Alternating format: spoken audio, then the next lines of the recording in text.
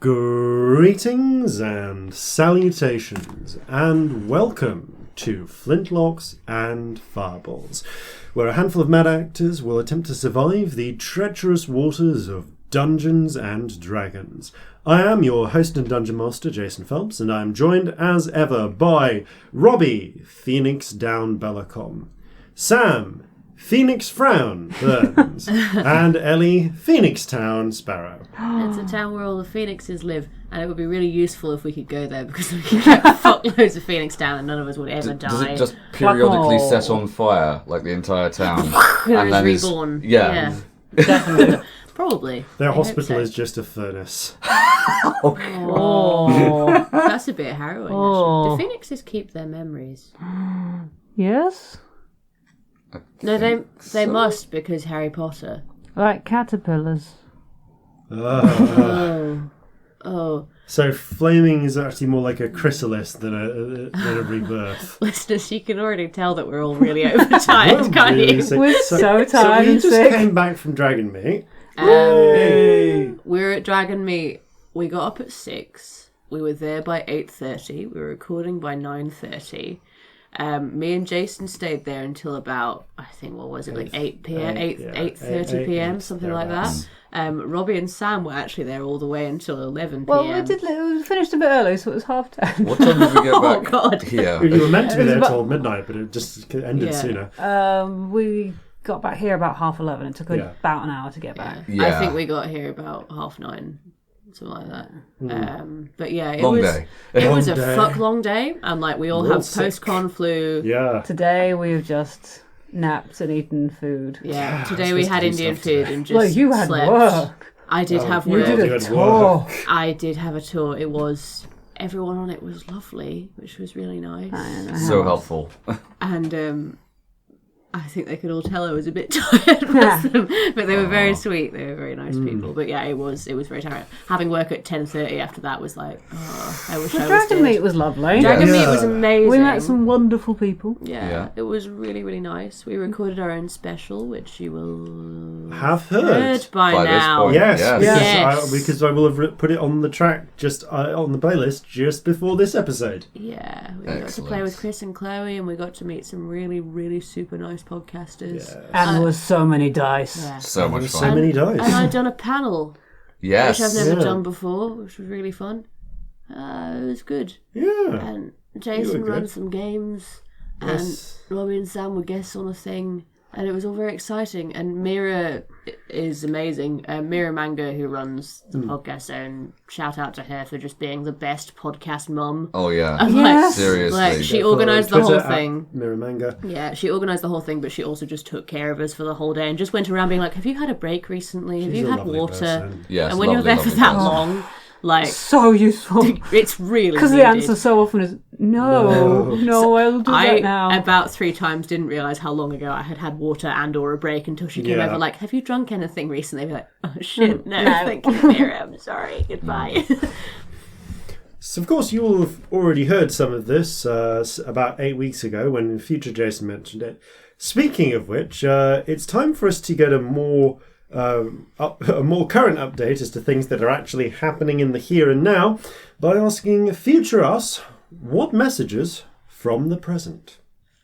It's Future Jason with messages from the present. Listen up for a spot from our friends over at Kids on Bikes during the break of this episode. If you missed last Saturday's bonus content, our Dragon Meet special, you should check that episode out before this one. As well as being the start of the current chapter, it takes place in the regular continuity between episode 81 and episode 82, with special guests Chloe Machita and Chris Hislop from Adventurers Wanted. We had a blast recording with them, and we hope you enjoy the show. This Saturday, February the 1st, is Pod UK. You might have heard us talk about it. We'll be performing our first live Flintlocks show at Pod UK from 12 till 1:30 in the auditorium. We'd love to see you there, and actually see you we shall. If you aren't able to make it, the live show will be recorded and will go up on air at a later date. You can also check out the actual play panel held at 10:15 to 11:15 in the panels room with Ellie Sparrow and Maximilian John from the Infinite Bad podcast, where you can learn about setting up your own podcast. In its second year, Pod UK is the UK's only fan-focused podcasting convention dedicated to bringing independent podcasting into the spotlight, giving creators a stage and providing a home for like-minded podcast fans to gather, make friends and celebrate the works they love. Pod UK is held at Millennium Point in Birmingham, and you can book tickets at rocksaltevents.com/poduk2020. And that is it for announcements this time. Back to you, Past Jason. Why not demonstrate our lovely new sound set by singing us back in? It's time to go now. Haul away your anchor. Haul away your anchor. It's a sailing time. So we all stared into the microphones as usual, but thanks to the lovely generosity of our stowaways, as mentioned during our during previous episodes, of course, we now have a lovely new sound set, and we are actually here with all have our own microphones. We all stared into a separate portal to the future. Yeah, and also to be honest, we just sing lots when we're all together because Yeah. we can actually all join in without there being delay. Because it's the saddest thing when we try and sing over Discord. It doesn't work. It sounds great to some of us because you can't hear the delay.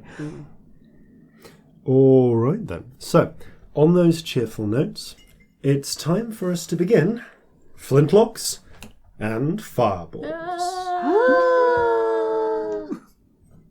Our land stands on the sabre's edge.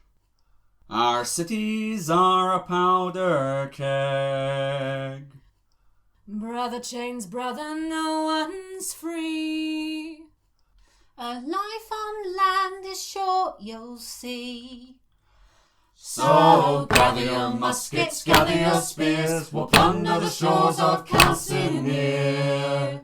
No kraken, storm or spell we fear, so come and sail with us, my dear. Previously on Flintlocks and Fireballs. The party had begun their journey to Sunder. Not going initially to Sunder, however, but instead sailing north and west along the coast first of Orsirian-owned Halfland, leaving Sul, then up along the coast of the Great Forest of Meadmere. Due to as it turned out, magically brought about snowstorm, however, the ship was temporarily grounded, caught against the sheets of ice near the Isle of Oyervigaton, an iceberg. The events that happened during the Dragonmeet episode, which should have come up in the listing just before this one. However, thanks to the aid of two new companions, Bill, because I can't actually find the really long and full description of the name. Bill for short, it's fine. It's not really here. A friendly gnome gnome druid who served as advisor and sort of wise elder to the seal hunters of Oyervigaton, and Xerok, spellcatcher, a rare creature, a turtle. They were apparently marooned on the island and had been serving as the White Dragon Orothator's personal tutor for the last year or so. With the five of you working together, taking advantage of Orothator's perhaps not being the sharpest block of ice on the iceberg, and his credulity, you managed to convince him that he was facing up against a team of powerful adventurers, a live Remoraz, and a unicorn. Only two of those three threats of which were actually real. Can you guess which? He couldn't. Indeed, But the he thing couldn't. is, the Remoraz and us is actually way more plausible. Like, I'm not being funny. It's way less plausible the other one. However, How are we convinced a Remoraz to aid us? It could have been a random mirage. Maybe you couldn't mind controlled it. You don't know. Maybe. In any case, maybe you were working for it. You didn't know. Ooh. In either case, Arorthador decided that discretion was the better part of valor and used his escape route to swim out of the island and away. You were able to retrieve and deactivate the powerful horn, some manner of bronze artifact which had been causing the storm. Yes, there will be some discussion about that. It's not ours as you sail off, along with 2 other valuable treasures: a black star, it wasn't Starsapphire, sorry, no. It's a brilliant cut black sapphire and an ornamental jade vase, as well as a handful of gold, which also got melted out of the ice at the same time. The vast majority of Arorthador's hoard, however, still remains on the Isle of Oyavigaton, as you had a rather pressing need to get on rather than spend hours excavating treasure. Yeah. So we know it's there. We're ever desperate for cash, which is not bad. The seal hunters fled the island. They had preserved a number of escape boats, which they had not been able to use to escape thanks to the storm being trapped there. And as the storm petered out, they fled, hoping to scatter amongst the ice sheets and escape Arorthador's wrath. The 4 of you, including Xeroc, fled back to the Kraken's Bane, by which time, literally flew back as well, by which time the yardarms on your masts had been repaired, thanks to your earlier successes in the skill challenge. You have not taken any sustained damage to the Kraken's Bane, and this has not cost you any supplies. And with the aid of a little bit of sustained wind, some thoughts. Were able to get the ship underway. And underway it goes. You sail on and out, making the best time you can under the suddenly clear skies. The breeze is...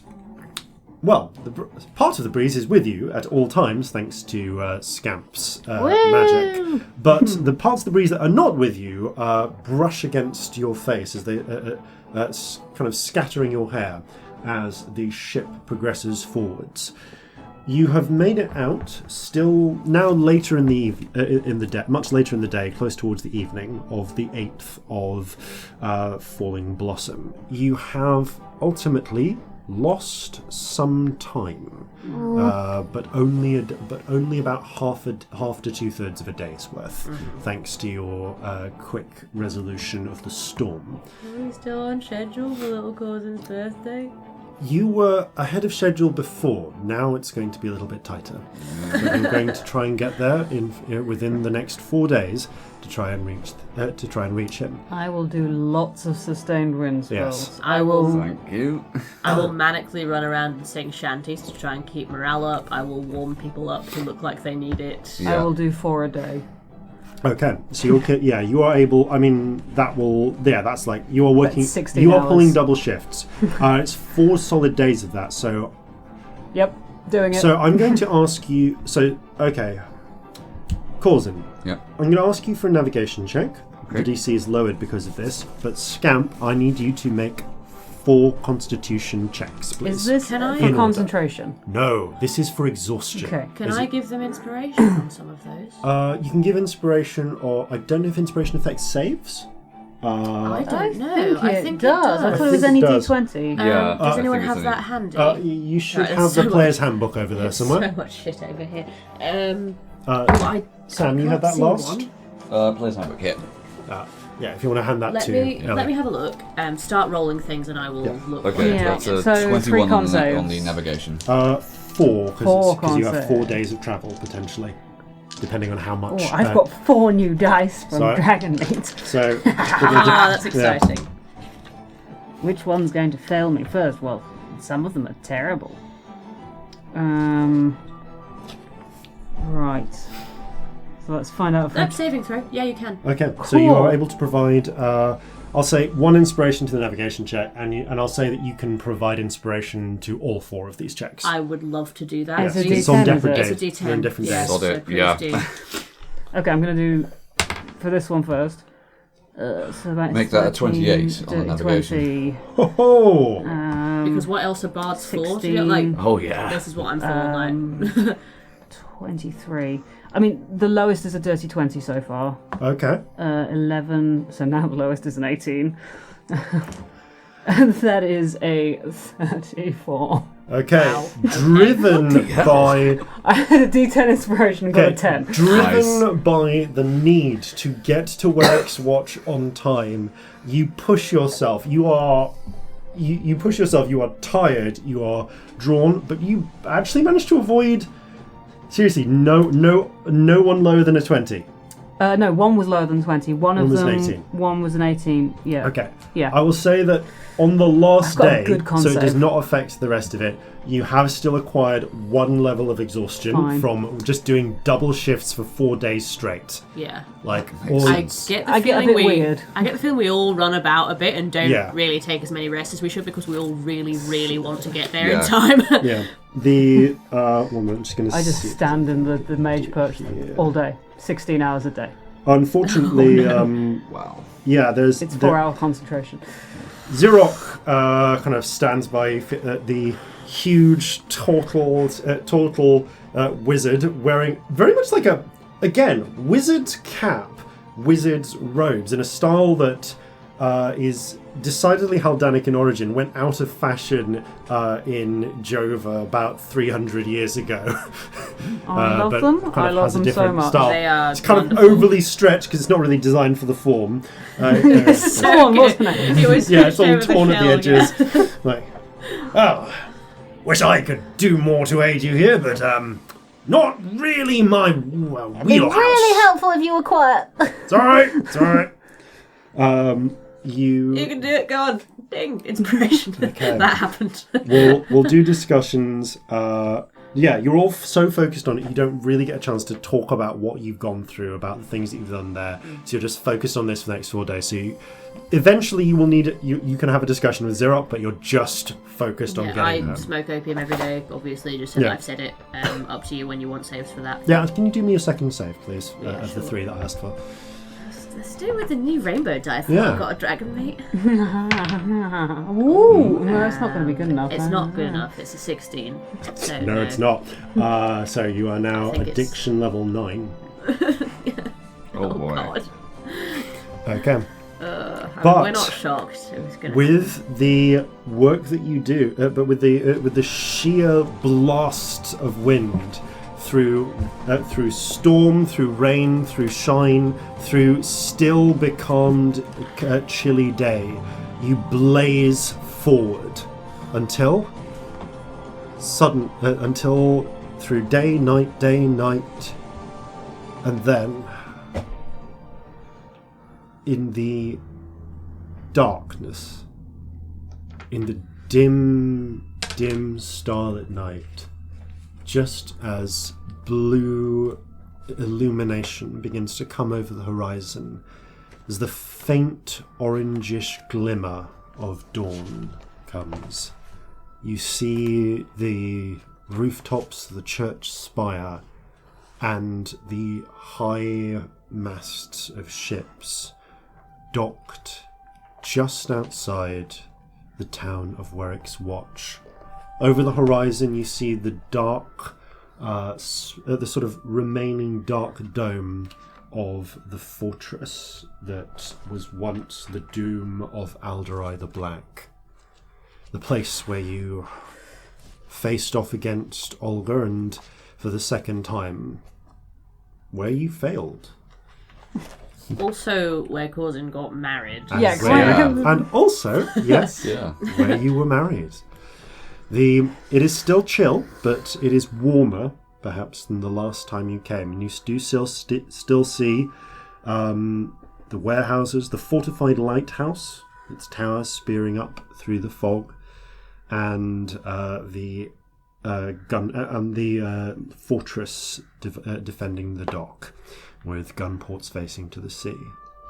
But as the ship pulls into dock, there is a lighter feeling. There is not the cold, dank depression of before. People are, while still possessing a certain Mead-Muirish stoicism, are not burdened by the weight of sickness and plague. The ship makes into port, and as the crew begin to lower the gangplank, your bosun Vig turns to you. You know what, Captain? Let me worry about dealing with the harbour master. All right, much obliged to you. It seems you need to go pick up our new first mate. Yes, I do. Now, given the time of day, would Molly be Just working? about waking up. Oh, okay. You've come at the crack of dawn. Crack of dawn. All right. Just as a small and uninteresting side note, I would like to pull a cloak over me with a hood up and big scarf on. Do you want me to disguise you? Can you do that? Yes. I mean, it's basically putting That the cloak on, but you're kind of like trying to do it in such a way that it's not visible. So, would you like to? Yes. Yeah. Whatever you're about to say, yes. Would you like to roll a disguise check, please? Yes. What am I adding to this? Ooh. It's. Am I proficient with a disguise kit? I feel think like I might be. I think you are. Maybe I think just it came have up. one. You have one and you're not proficient have with it. Just one. give me an intelligence check. Oh, intelligence. That's a 19 then. Okay. 'Cause I You did do roll a well. pretty good job, you think.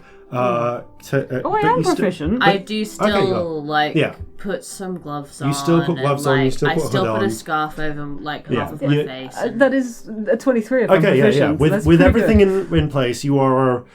You're hooded. It's so annoying that the one town I wanted in, I actually really didn't do anything wrong. Yeah. It's the worst. You look like someone who could have come. Like you might be an elf from Sanistal or Southern Soul or somewhere. Great. That looks really good. I'm somewhat disappointed, I'll be honest. You're a dick. As you're discussing such a this, Corzin is already heading down the Yes. gangplank. Right. He calls back after like, what, were you expecting like that party clown again? Yes, that is exactly what I was hoping for. Do you want us to come with you, or do you want a moment? Yeah, come on. All right, Okay. The good. three of you hurry Because quickly. there'll be lots of time for moments. They're Through actually just the- going to be here. Yeah, you hurry quickly through the street, past the Burning Man, past the Lucky Cup. No sign of Merrick this time. Okay. You're in the wrong pub. The Burning Man's down the road. Yes. That was one of the funniest jokes that has been made in Flintlocks, to this day. Oh, it was really good. Onwards to the small halfling apartment where Molly Millhill Horhace and your son Corzin Jr. live. You move up the steps and Give him a nudge and give him inspiration. Okay. what do? All right. I'm still fairly certain they'd both be in there at this time. Wouldn't Yeah. they? Yeah. Okay. Yeah, the sun is just beginning to peek over the Is it his horizon. birthday today? That's It is right. We the should tell him 12th. it's a I surprise. didn't bring him a present. I didn't bring him a present either. What we have I should tell got? him it's a surprise, and we should have him close his eyes and take him over to the harbour. Oh, well, I have That'd be the most fun. a thing, and he reaches into his pack. He gets out a couple of things. One of which is the now slightly battered windmill that he picked up in. I think he picked it up in. Oh, yeah. Yeah. Oh, wait. It's one of the top. That's New Year's. Yeah, New Year's. That was it. Oh, I Yeah. have nothing good for kids in it. Um, I'm looking in my bag. he there's nothing takes in out it. also. Have some opium. Yeah. He takes out also the ring and the perfume for Molly, and says, right. I've got. Would he like a brick? Is he a fan of bricks? Or I've got this blue long thing. I've got a jug that of we pine. found. No! I'll put that Please away. put that away. I've got a jug of pine moonshine. Is that suitable for an 8-year-old? I got some tea that makes you go to sleep. Maybe not right now. Like instantly asleep. I've got this spell that feels like it's necrotic and has something Hey, I know what this is now. Never mind, he can't have that. I just said something about this campaign that you have so many drugs in your inventory. Like, so much of my inventory is drugs. I just can't even explain I to have you. the last letter of Kabir.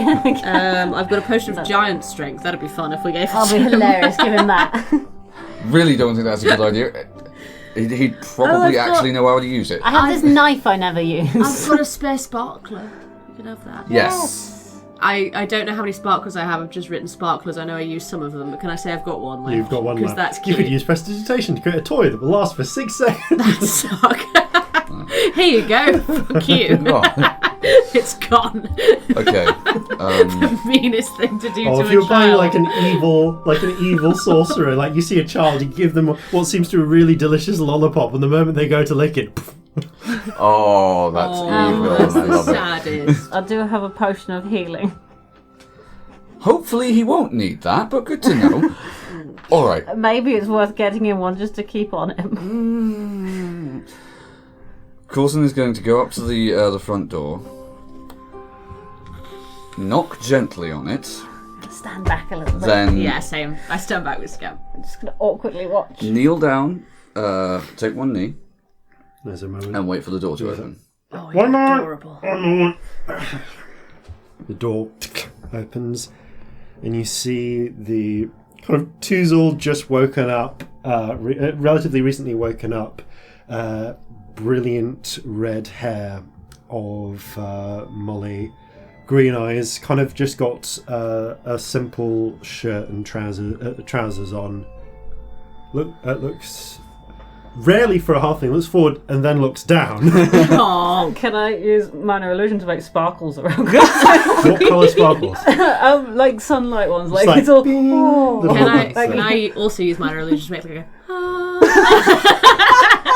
Do you think The a two of you are the sustained wind to best. make his hair go? Yeah. It would be Yes. a bit, without Yes, he needs it wind. might blow him away Sustained wind 25 is feet. a really big spell. goes 25 That might be a feet. little bit much. Maybe not. I feel like you can do like gentle gusts with thaumaturgy, but Yeah. Regardless, though, like looking like the protagonist of a romance novel, That's definitely what we're the going. hair blowing in the winds, the little gleam. She I looks make down. like a little twinkle in his eye with prestidigitation.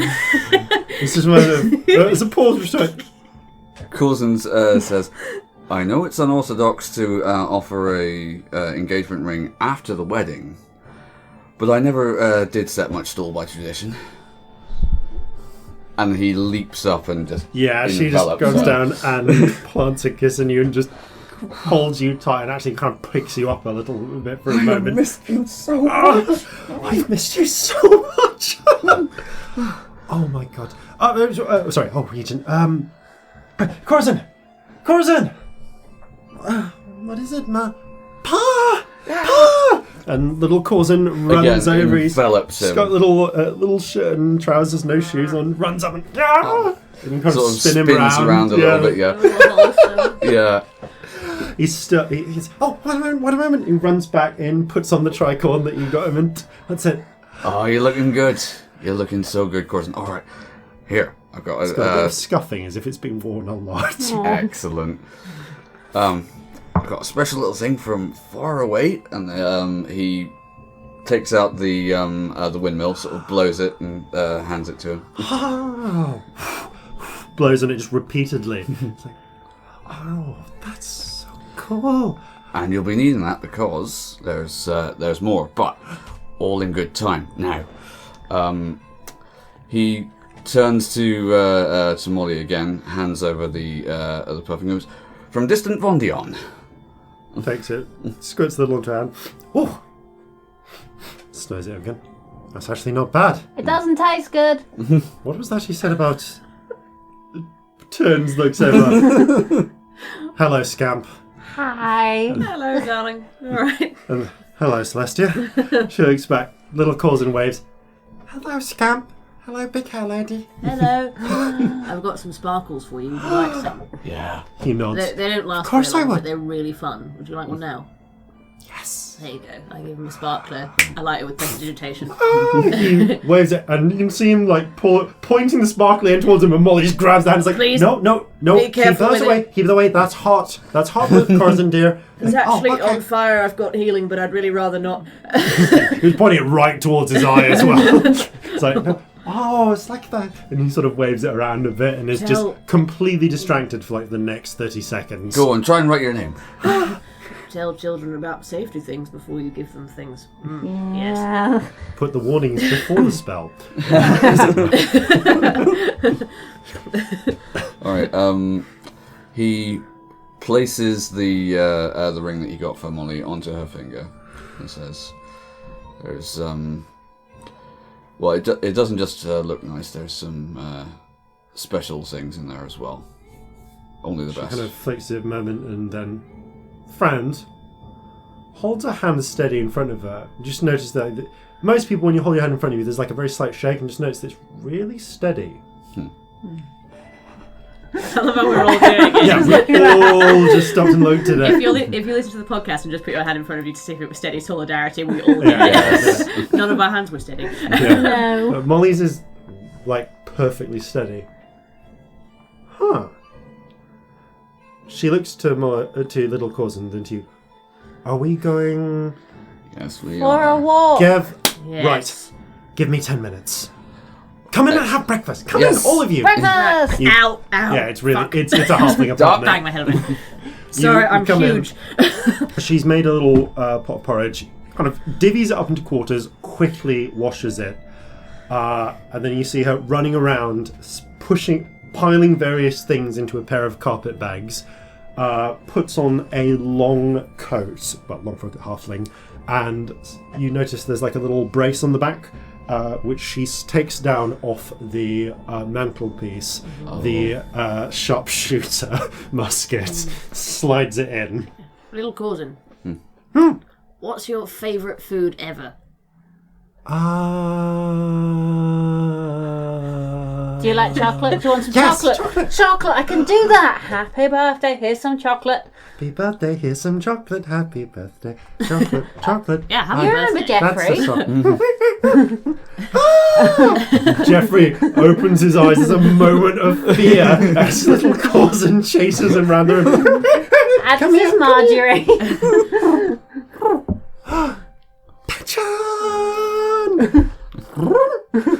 Marjorie, be friendly.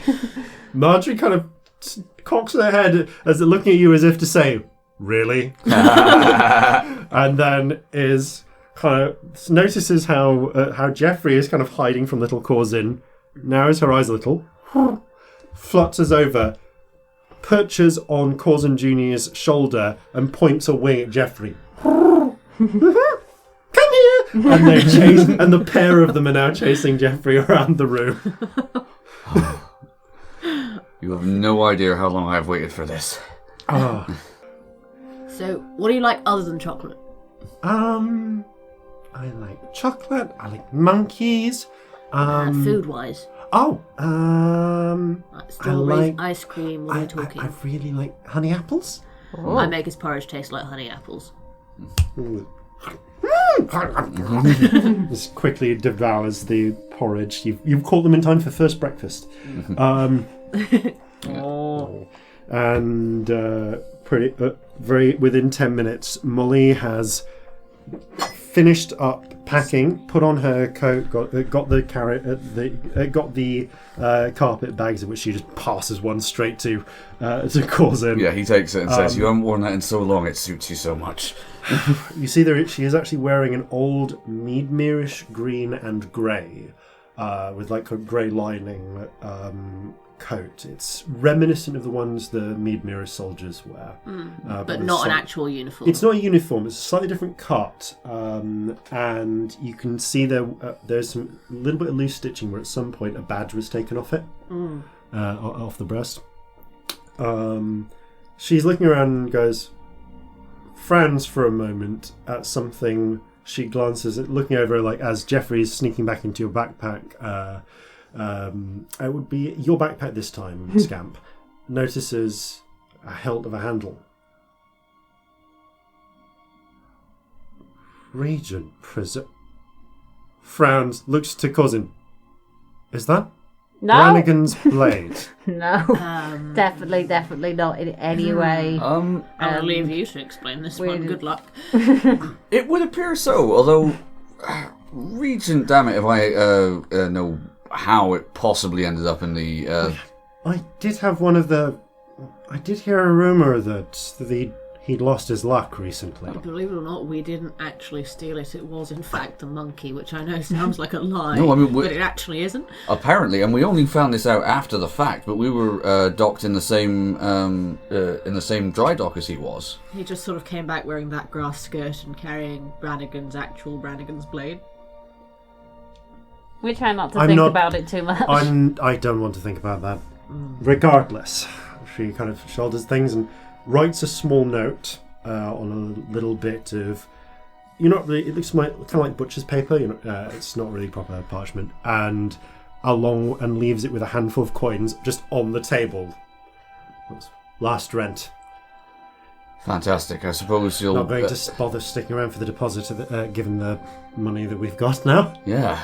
Do you want the pleasure of telling your boss at the Burning Man where to stick it?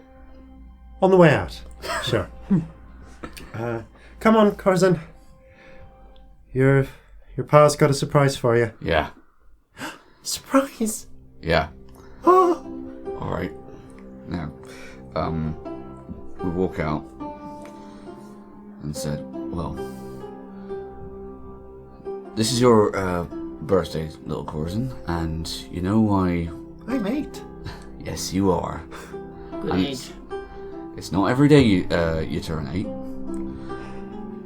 And, well, there's something I'd like you to see. It's something that, well, I've been working on for a long time, and I've been really excited to share it with you.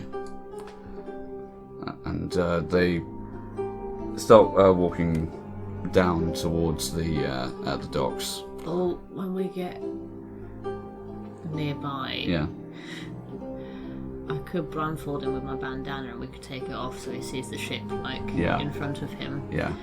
Is All that right. a fun idea? Yeah. I think it's fun. Right. Right, put this on because it's a surprise. It's Yeah. very It's a secret. big surprise. Don't worry, we'll He make sure you don't puts on the fall little over. bandana, And I immediately starts walking into a wall. No, I pick him up. I no, pick no. him up and I put him on my shoulders. Marjorie is still on his shoulder. And as we go, she's going to give him a little nibble on the ear, and I'm going to use her to cast Mage Armor on little Corzin. Oh, that's really He kind cute. of bats at her. just in case. Give every Corzin a day. little bit more Mage Armor. The pair of you see just a little golden thread flicker between Marjorie and Scamp for a moment as the spell is cast. Corzin catches your eye and mouths, thank you.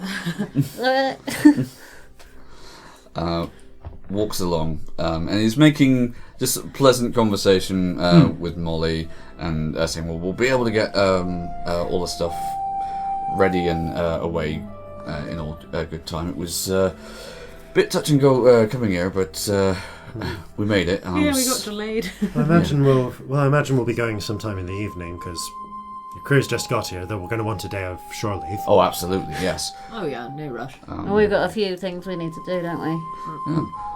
Ran into a turtle. What? You ever met a turtle before?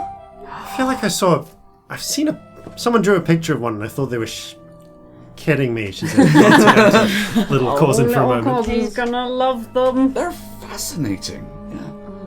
Yeah. Yeah, they're around somewhere. They're still on the ship. To the best of your knowledge. Yeah, maybe he can meet them. Okay. Huh. Wow, I guess the world is really full of all sorts, isn't it? Yeah, they do this fascinating thing where they can retract their head entirely. Also, You're they having me blow on. stuff up. That was also very I don't think it's useful. a turtle thing, they're a wizard. Oh. Yeah. Got a hat and everything. I've got a hat. Do you want to see my hat? Yeah. Of course I little want to Corzin. see your hat. Here's my new hat, little Corzin. You can see it when we take the blindfold Yeah. off. All right. Sorry. Wonderful. That certainly is a hat. Fantastic hat is what it is. Is that a moon stitched onto it? Yep. It's Can I see? Soon. Soon. Be patient. Soon. We're nearly there now. So you try to ruffle his face to look over the. No. No. See you doing it. Stop it.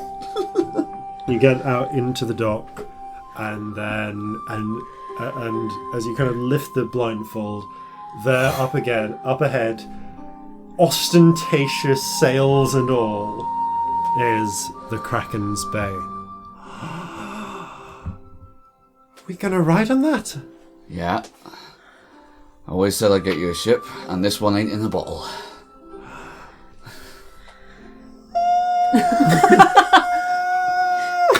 Right. Oh no, you broke him. You short circuited. That's not I the take word I him would use off for my emergency times. shoulders, give him a moment.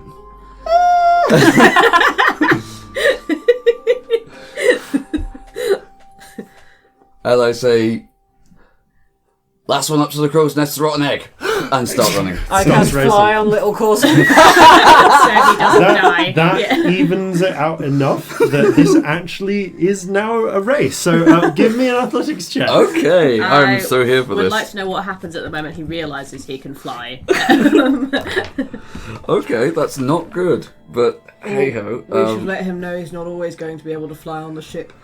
Well, you can do it on the harbour side as well. That's a 14 athletics. Okay, you start racing up, and little Corzin's running after you. Look behind, you kind of give it a little bit, but you run up, and you start climbing. Little Corzin jumps, and then suddenly realizes he just keeps jumping. And natural 20 flies off the top of the crow's nest Yes. while just as you are reaching the bottom of the mast. I won! I would like to start up with anyone who will join me a chorus of happy birthday Yeah. to Corzin. That's what happens. Yeah. Okay. Molly grins. Right then, so lead us on. Happy birthday To to you. Happy birthday to you. Happy Happy birthday, little Corzin. Happy birthday to you. I By the make it time- all really, yeah, really like loud with half- prestidigitation. Halfway in, the crew start joining in. Yeah, and I hope the crew join. I like, make try and everyone that loud happen. with thaumaturgy. Just as he gets up to the top is when I wish to do it. Yeah. There's a quite a positive atmosphere as this happens. A number of the crew have started being given leave to start heading off to drink. Okay. Little Corzin kind of flies around for a bit before making around for a bit. For like 8 minutes, actually. You need to come down soon. Okay. Come here. And we're Flies off. down. Yeah. Corzin, having made his way up to the crow's nest, will sort of hold Yeah. his arms out. Takes your hands and hugs you. And he will put little Corzin back on his shoulder and say, right, now hold on tight. And he will shin down one of the ropes, just Shimmy down. back down to By the the... way, like 12 minutes after casting, little Corzin jumps again and comes down like, oh. Turns to you. Again! Okay. Yeah. How many spell slots are you willing to spend on little Corzin? Because he will keep asking for this every single time until you run out or stop. Small order of business, while little Corzin is flying around for the second time. I'd say at least 4. Yep, okay. Little Corzin spends the next 40 minutes flying. Marjorie flies afterwards. Veek, allow me to introduce you to our first mate. Vig sweeps a little bit of a rough bow. A pleasure to meet you, ma'am. Molly looks up, fixes him an eye. Aye, don't you forget it. He grins a little. She smokes a little. Well, I see you've done a half-decent job of getting these people, getting this crew in order. You could say that, yes. We'll work well enough together. Yeah, I'll introduce you to all of the officers forthwith, but Who met some of them? yes. A large shelled form approaches. Well, I see we've got a new crew member on board, have we?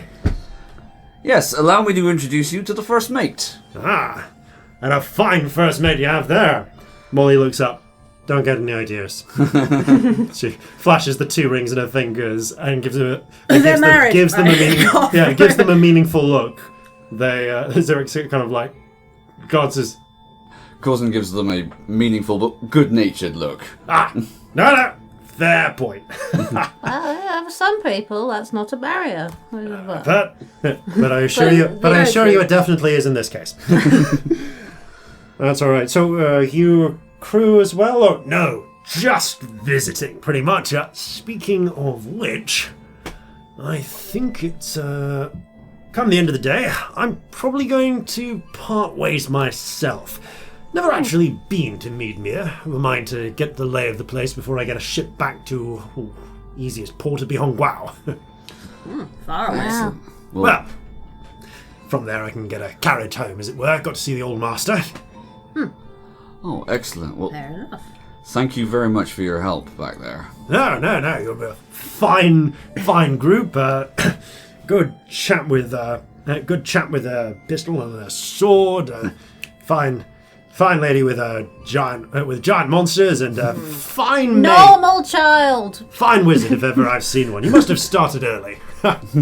Yes. Who is your master? Or is that not how they do that here? No. Oh, right, yes. I heard you sort of have a whole schooling type system, don't you? Yes. More the old master apprentice setup where I'm from. Right. Fair enough.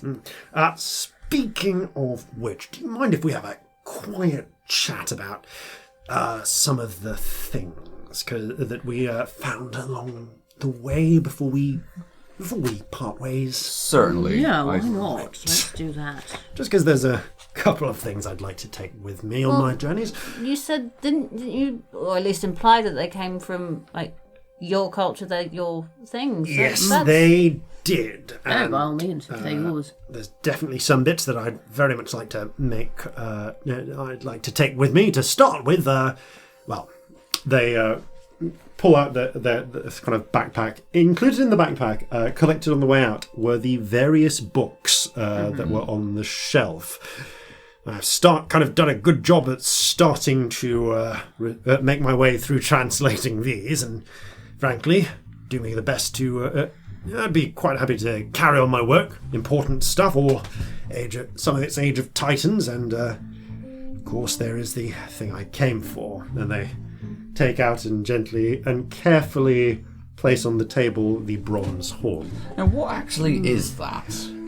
Well, tell you the truth, I'm not 100% sure, and that's what makes it exciting. Well, I could find out if you want. Oh no, I can find out myself, but no, I quite understand. I've taken a little bit of taken a little bit of a glance. It seems to have a few bits and pieces to do with, well, weathery type things, as you might have guessed from the whole thing that we were dealing with. That was quite the big before. thing, yes. Yeah. Yes, I would quite like to take that back. It's actually what I came to find originally. That seems entirely yeah. fair that you should have it, though. Yes. Also, I mean, fuck me, we can do without more weird shit, so yeah, enjoy. Well, the please. other stuff, by all means, feel free to keep hold of.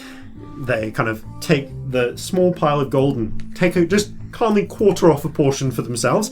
Need some fees. That should get me hopefully comfortably back home. Have you got enough to get home? Oh, shouldn't be an issue. There's Do easily you want a good. some more? No, well, I wouldn't say no, but there's you look down. There's like a good 600 gold left in the pile. Oh, we don't have a lot right now. Okay. Thank you. Now, No, 20 should easily get me back to Honghua, and I've still got a fair bit of, spending cash. Oh, you're fine, brilliant. excellent. No. It was tell you the truth, it was a bit of a bastard getting hold of this stuff. Getting here. I was originally doing some research, and I found out found news of this sort of this whole artifact type affair, and went to go see if I could. If I could, just do a little trade, maybe buy it from the former owner. Turns out they'd been robbed by the dragon. Oh, fuck. Oh. Yes, no, some old artifact collector, Shi Yang, had a mansion in Honghua. Did somebody mention her? Yeah. Anyway, Someone mentioned her once. dragon rumbled the whole place a few years ago, made off with a bunch of stuff. Wow, that must. That means the dragon has a lot of ground it covers. Oh, yes, absolutely. Also, between you and me, from some of the things that old Yuri talked about along the way, not his only lair. They like to spread them around, so that's just like a bit of his, Like of Hag. his treasure. I suppose that makes sense. I mean, I've marked it on our charts for future reference in any case. provided he doesn't come back, I suppose you could give it a check. I mean, given how much you've helped us, do you want a copy of that? Oh, I don't suppose you're going back there at any absolutely. point, but... No. But if you do, why not? They happily have you draw up and take a copy of the location. You never know, might be worth popping back, seeing if there's anything else, but for the moment, I'd prefer to just get home, take a look at all of this stuff, and see what I can make the best of it. That said, though, apart from the gold, there are, of course, these two things, and they take out the jade vase, sealed jade vase. It's got a little... Sealed. Yeah, there's a little lid on it as well. Interesting. And this takes out the large, the quail's egg-sized sapphire. That's big for a sapphire. Yeah, it's Yeah, huge, yeah. That's massive.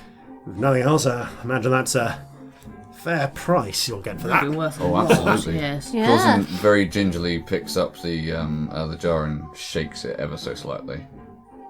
Make a perception check. That's definitely how you safely check things for dangerous stuff. You will just notice give that them a Xerox shake. has been using gloves this whole time for picking these objects Okay. up. You pick them up with your bare hands. Yes. You pick that up with your bare hands. Nothing happens, but you shake it. All right. Perception, that is a 21. It's a really soft sound, but you swear it's like you can hear ashes inside, Oh. just shuffling around when you shake it. Just like little... He puts it back down on the table. Well, that's certainly very generous. Thank you. Thank you for letting us keep any of it. We appreciate Well, I it. mean, you're the ones you couldn't have gotten out of there and scared off Yuri without your help. Did you check these for magic? No. Have been a bit preoccupied with Okay. old Horny here. Fair enough. That's an interesting name. It's a horn, it's horny. Yeah. Yeah, True, I horns suppose. Yeah. don't equal horny. I will say that now. I don't know, I'd say it looks like a bit of a horny little bugger. Right. Looks down at the little bronze horn. It's a beautifully made little, proper sort of like bugle. Not like a bugle, but like an old-fashioned sounding horn. It has a number of little designs on it. They don't seem to be language so much as decorative, but you have seen that when properly adjusted, parts of them will glow, as they did when the storm was being conjured around it. And there is, as part of the design, what appears to be a winged serpent with its mouth opened in some sort of call, depicted on the side. Well, certainly looks interesting. Yes. Can I have a look at it for 11 minutes? Yes, if you... I mean, they seem a little protective of it. There's like, make a persuasion check. They're judging from... Just based on the way Chris played this character. Yeah. 16. 16. I'm going to roll an insight check for them. All right, but I want it right back. You can. I'm not even going to take it out the room. I just Great. want to. Don't worry, Yeah, we're not you taking can it stay anywhere. there. It's Yes. not going anywhere. Absolutely. I We're will just- get my colouring book out. That's certainly an orthodox approach. They're a very talented child. Yes. Prodigy, you could say. Quite so. Or totally normal. I'm going to cast Right, no need to Identify. be modest. So, this is an odd little horn.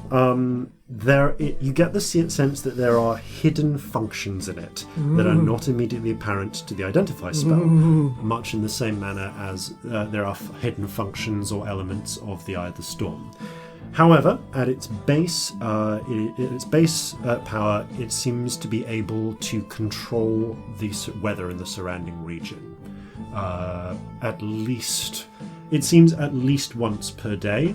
But it seems that you can, if you are aware of the patterns to light up on it, you can set it to control a specific weather, and and the weather will remain constant until the horn stops sounding.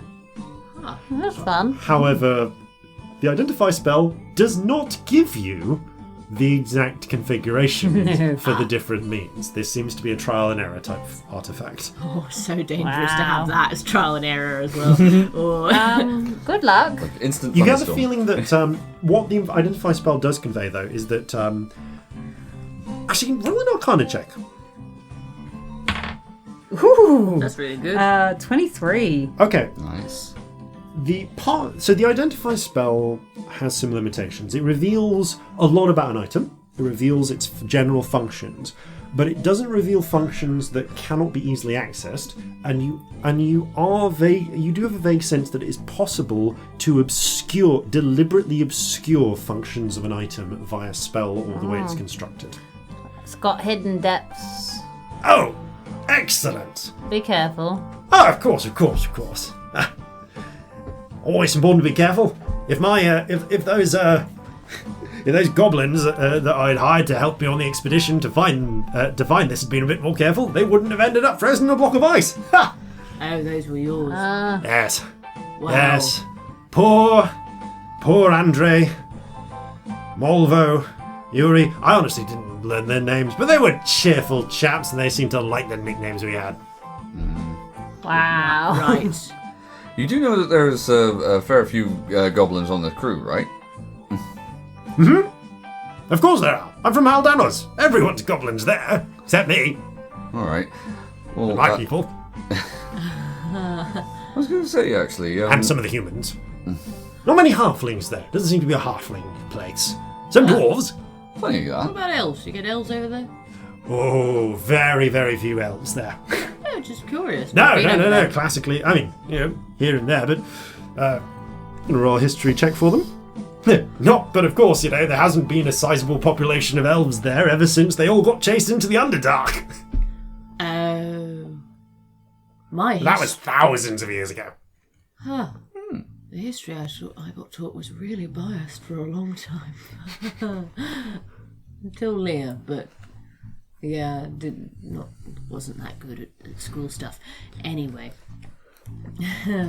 That's right. Well then, Well, I'm best of going to luck. go get to know Meadbeard a bit, spend some of this money, and charter a ship back home. Have fun. Yeah. Have a jolly old time. You've been an absolute pleasure. If you're ever in Haldanos, well, let's be a bit more specific. If you're ever on the edges of the old, the area that used to be the old Tang Empire, I suppose the new Tang Empire these days, or if you're just around Hongguao, you need a bit of assistance, do give me a sending. I'll drop in on you. It'll be fun. Will do. Thank you very much. Yes, I do tend to move around a bit, but provided I'm not doing a bit of work for the old master, might be available. All right, I Fun. Right. shake the hand. I grab it with this sort of 3-fingered claw, and it's a bit of a crunchy sort of shake. Yeah. It's not like a test of dominance crunch. They're just really big hands. Yeah. Oh god, compared to Corzin's hand as well. Yeah. It's like like having your half his hand arm. encircled by a mitt. Yeah, I also do a Bit of a handshake. shake. Do you do hugs?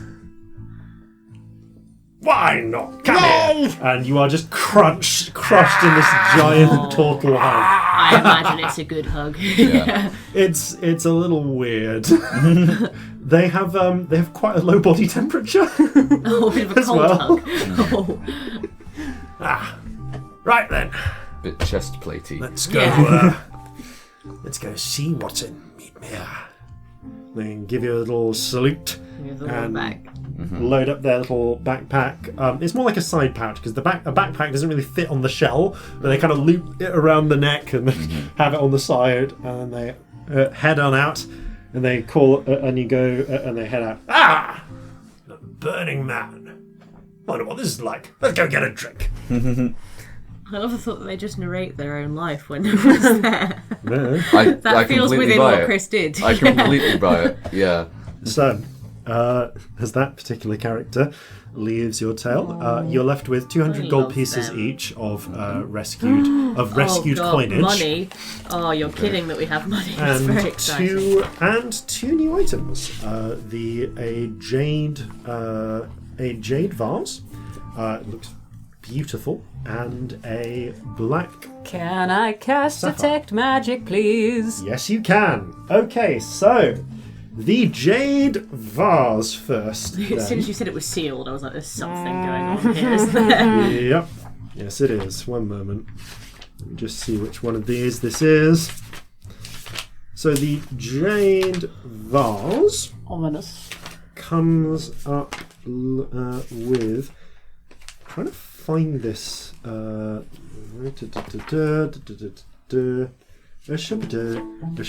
we go.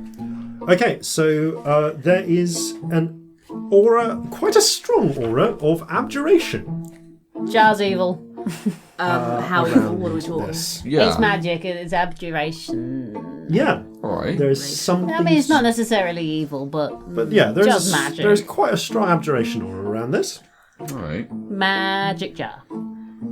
You Might be worth checking what it is after you're done, if you The- wouldn't mind. Yeah. the black sapphire has a very powerful necromantic aura around it. Okay, well, the sapphire's definitely evil. None of you have picked up the sapphire yet. No, It's just on the it's on the little yeah. desk in the captain's quarters. They didn't touch it. You said They gloves. touched it with gloves. And they were fine with gloves. They seem to be fine with gloves. Because identifiers touch, I think. Yes, it is. You have to touch and hold the object. Whereas detect magic is not. Detect magic is not. Okay, I don't have any gloves. Has anyone got any gloves? I've got gloves. We can get you gloves. Here you go. Yeah. They're a bit big for you. Gloves. They're a little They're bit. huge. Yeah, they're kind of like flopping off We've your fingers definitely a bit. established that I have gloves. You kind of you wave your hands around, the gloves Okay. flop up and down. You Evil look things. foolish. So which one would you like to Always. identify first? I will identify the necromantic because it makes me uncomfortable. Okay. Rolling it around in your fingers. You kind of study is this, get a sense of it. What are you? Okay. You're not sure of the exact nature of this thing, but you're pretty sure that if this touches if this touches someone's bare skin, it has a good chance of. I mean, you don't know if the soul is a thing, but certainly ripping their life force out of their body. Okay, this is horrible. It's Like, how horrible? sort of like it will like discharging a ton of necromantic power and tearing someone's life force out of them. Dead, not fun. Don't touch it. Okay. Right. So. Maybe like trapping it inside. It's bad. No, don't touch this. That said, Okay, you would good. also roll. Oh, I want to say an intelligence check as well. Oh, I'm so smart. That's a 11. It's also that's the frustrating thing is like as a jewel, this must be worth easily over 1,000 gold on its own because it's a really nice It's gemstone. not so much money. It's worth so much money. Right, so we've got two options then. We can either see if we can get it disenchanted somewhere, or we save it and palm it off on someone we don't like. Wow. Xerox is actually still in town and they may have access. And I would say, over the conversation you had with them, you are aware that they do have Dispel Magic as a... I think the first option, we'll go find the probably drunk turtle by that point and ask them to give it a go. Get rid of it, yeah. I think the second option is probably a little bit bad and sort of reminiscent of something Olga would do. So, yeah. Hey, have Also a sapphire just feels like something she'd do. Yeah, the other thing this will activate, it takes some time to recharge after it activates. So, like, it's a Oh, God. it's a use once, and then a time will pass before it can start ripping souls out Yeah. again. It will do it again. It's not a one-time thing. It'll take a little while. All right. But I think that's a bad enchantment to have around. shall I see if the jar is equally evil? Yes, please. I'd like to Okay. see what it is in any Picking the case. jar up and studying that again with your With gloves. the gloves. You look through it. Okay. This jar is an ancient funerary urn from the Tang Empire. You kind of get that information along with it. There is something trapped within it. If you open it, whatever is trapped within it will emerge. Oh, God. Okay. You get the you do learn as part of it that whatever is inside will serve you when it is released. It will be friendly to you and your companions for 1 hour and obey your commands for that duration. And then? You do not have any information about what happens after that hour. The identify spell does not inform you what is in the jar already. Do you tell us this? Okay, so jar is for dead people, but it's not it's in. I don't think it's dead people inside. What do you think's inside? I don't know. It'll be friendly for an hour, and You then also get you get another feeling as well. If the creature in question, you get the feeling as well that this could be used once it is empty to potentially contain something else. You could trap something in there forever. But it won't work on ordinary people or creatures. It can only work on something which has a significant spiritual element. You instinctively know that you could use this to forever seal something like friend, or something like the physical form that Lux took when you gave her one. Okay. I can look at things' thoughts. Oh, it would also work on the living waves that appeared as part of the wake of the Kraken. That's not a bad idea. I could have a listen. You could also have a look at the object's history.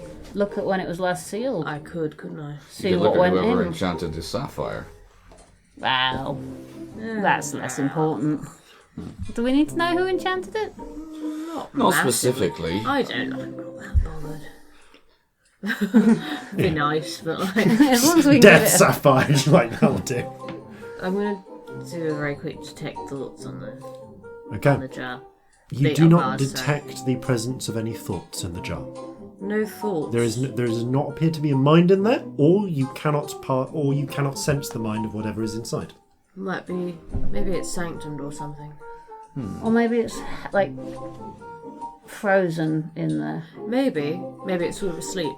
You do get a sense from the information that the identify spell gives you that time doesn't necessarily pass in the standard manner inside. Yeah, I think it's like stuck. I like frozen. Yeah. Weird. Okay. All right. So, do you want to have a quick look? I could have a look. Is that alright? Do you want to, when you say look... Objects not passed. Objects opening passed. it. No, Objects passed. Fucking Right, hell, okay, no. objects passed, sure. So Just using objects shouting passed, that what would you like to look for? Show me when this vase was last sealed. Okay. I spin the eye. I would like... Okay, so...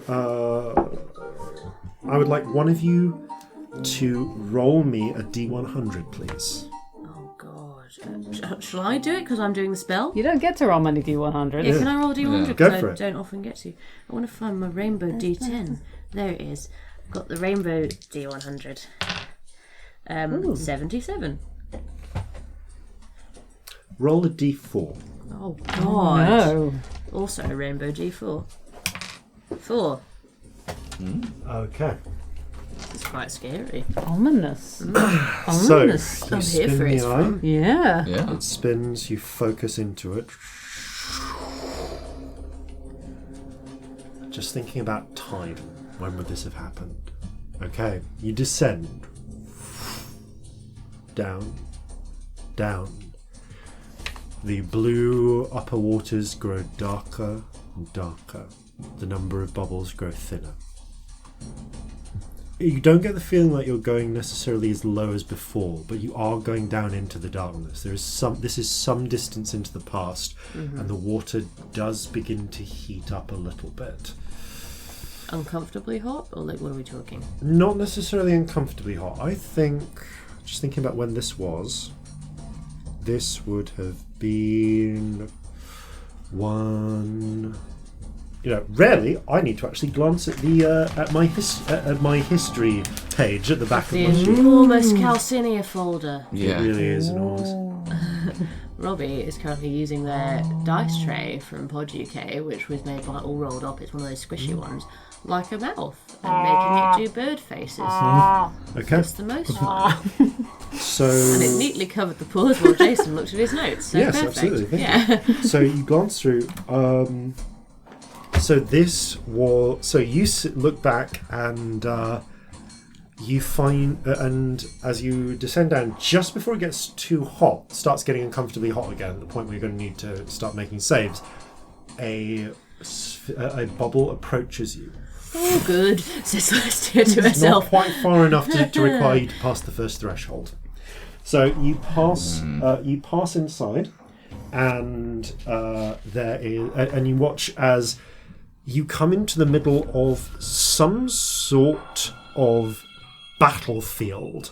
All around you, there is the clash of swords, the firing of arrows, and you suddenly realize, and you seem to be in. You're not honestly sure where. Some sort of. You seem to be on a field somewhere, and you can see that there are bodies. There are bodies around you. There are soldiers fighting. They seem to be goblins, mostly. Some hobgoblins as well. They wearing uniforms with 2 different colours to them. Some red, some green. And there are also hobgoblins riding on horses. These aren't uniformed, but they seem to be accompanying the red soldiers. They carry scythes, not scythes, they carry long double-handed swords. Some of them fire arrows from horseback. And as the fighting happens around you, you find yourself focused in on a person, a hobgoblin. Actually, no, a bugbear. With long black hair tied back behind them, wearing silk robes, not unlike those of Xerox the Turtle. Oh, cool.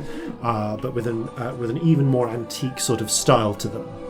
They carry in one arm the heavy jade vase, and in another they have what appears to be a long staff. You recognise on the staff, although the staff itself is wood, there are thin panels of the silvery grey metals that you've come to associate with wizards. Ah, okay.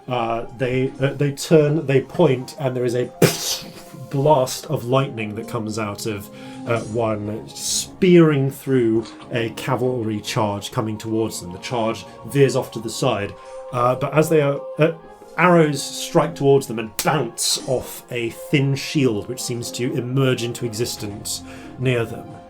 Then you hear a roaring of flame approach. You turn with them and you see, making their way through the battlefield ahead, there is what seems to be a pillar of flame. Cutting, the green soldiers run aside, the red soldiers run aside. Some of the green soldiers try to fight against it but are consumed by it. And the flame billows towards this figure. He stands firm. And it's the bugbears. They kind of tweak the long black moustache they have, and as the pillar of flame approaches, they pull the top of the jar off, and there is a sudden sucking from it as the flames struggle for a moment before the whole pillar is sucked bodily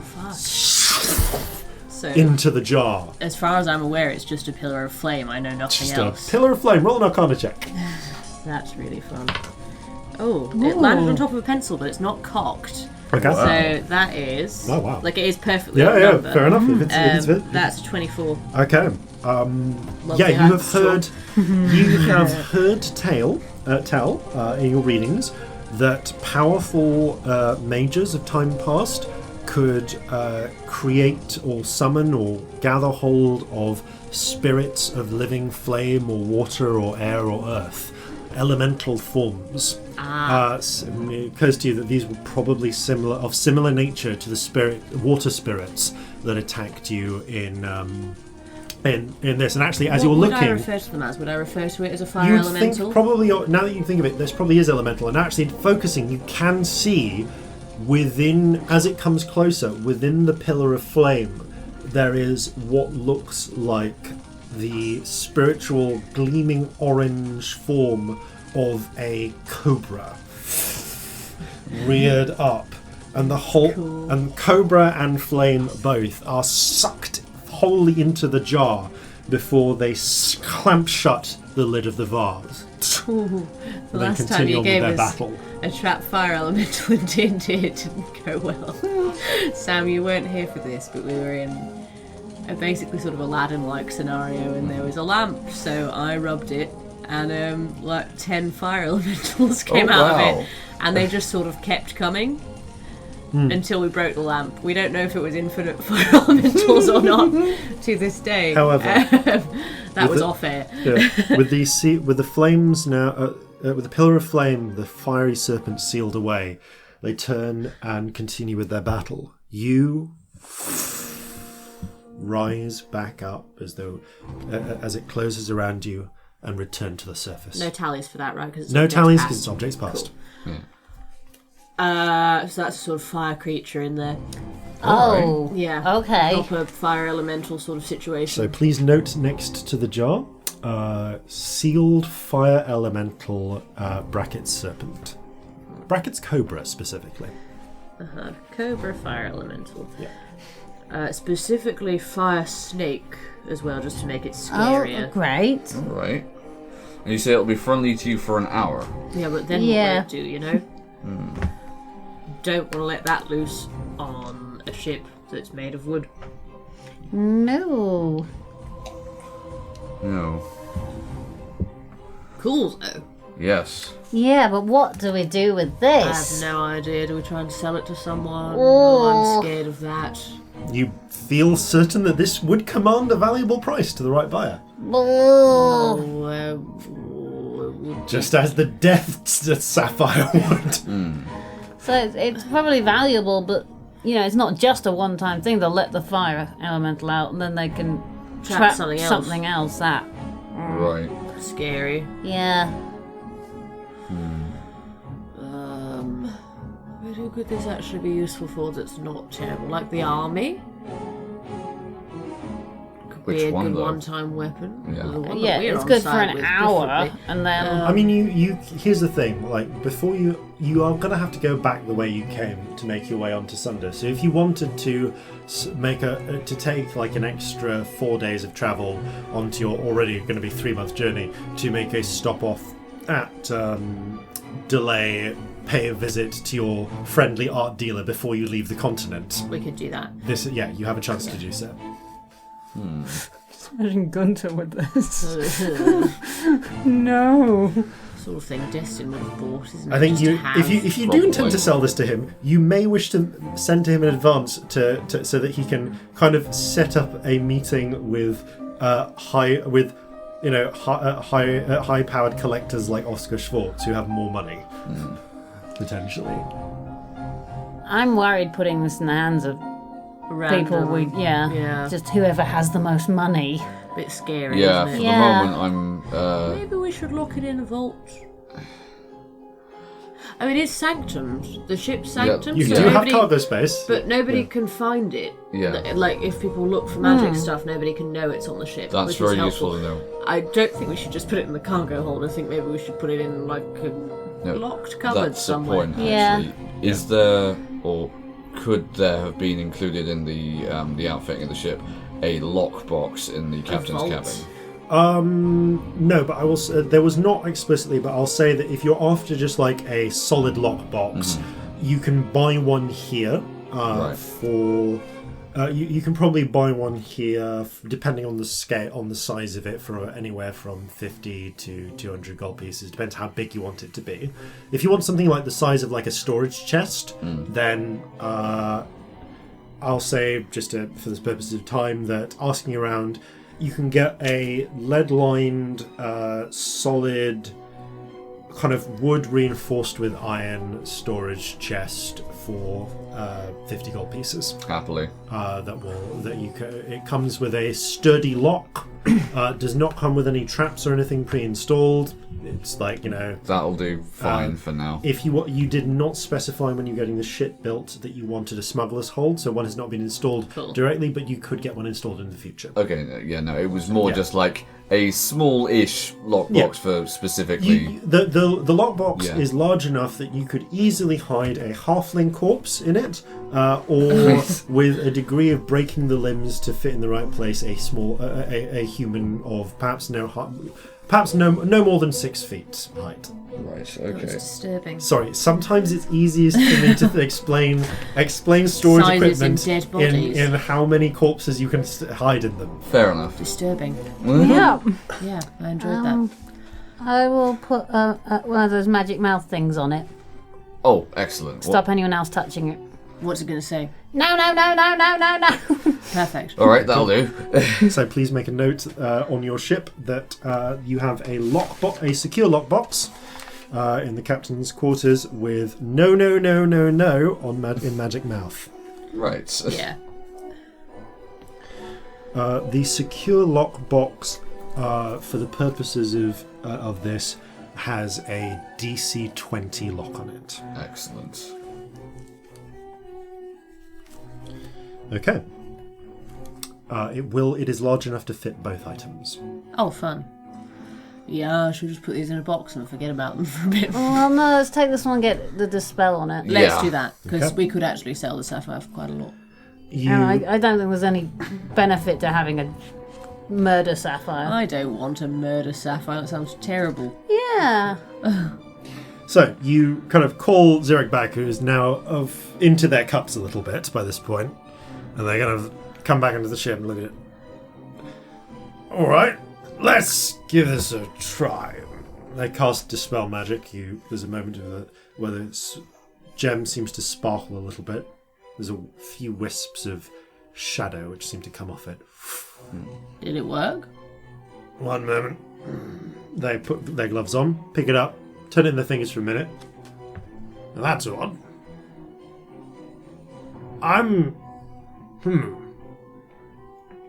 So, the good news is, I'm pretty sure I've turned off the kill you when you touch it function. Great. Good.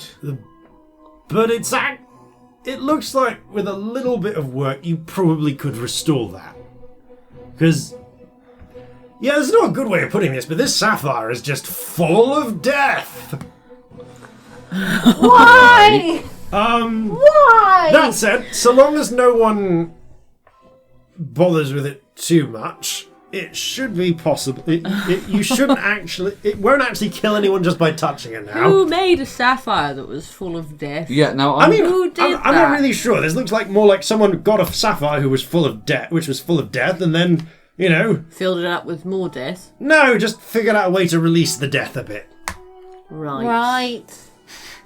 I hate it. Yep. I hate it I so hate much. it so much. Either way, this yeah, holds it out to you, I hold out a gloved hand. drops it onto it. Should be fine now. I feel weird about this. Anyone else feel weird about this? Do you want to try and work out why it's full of death?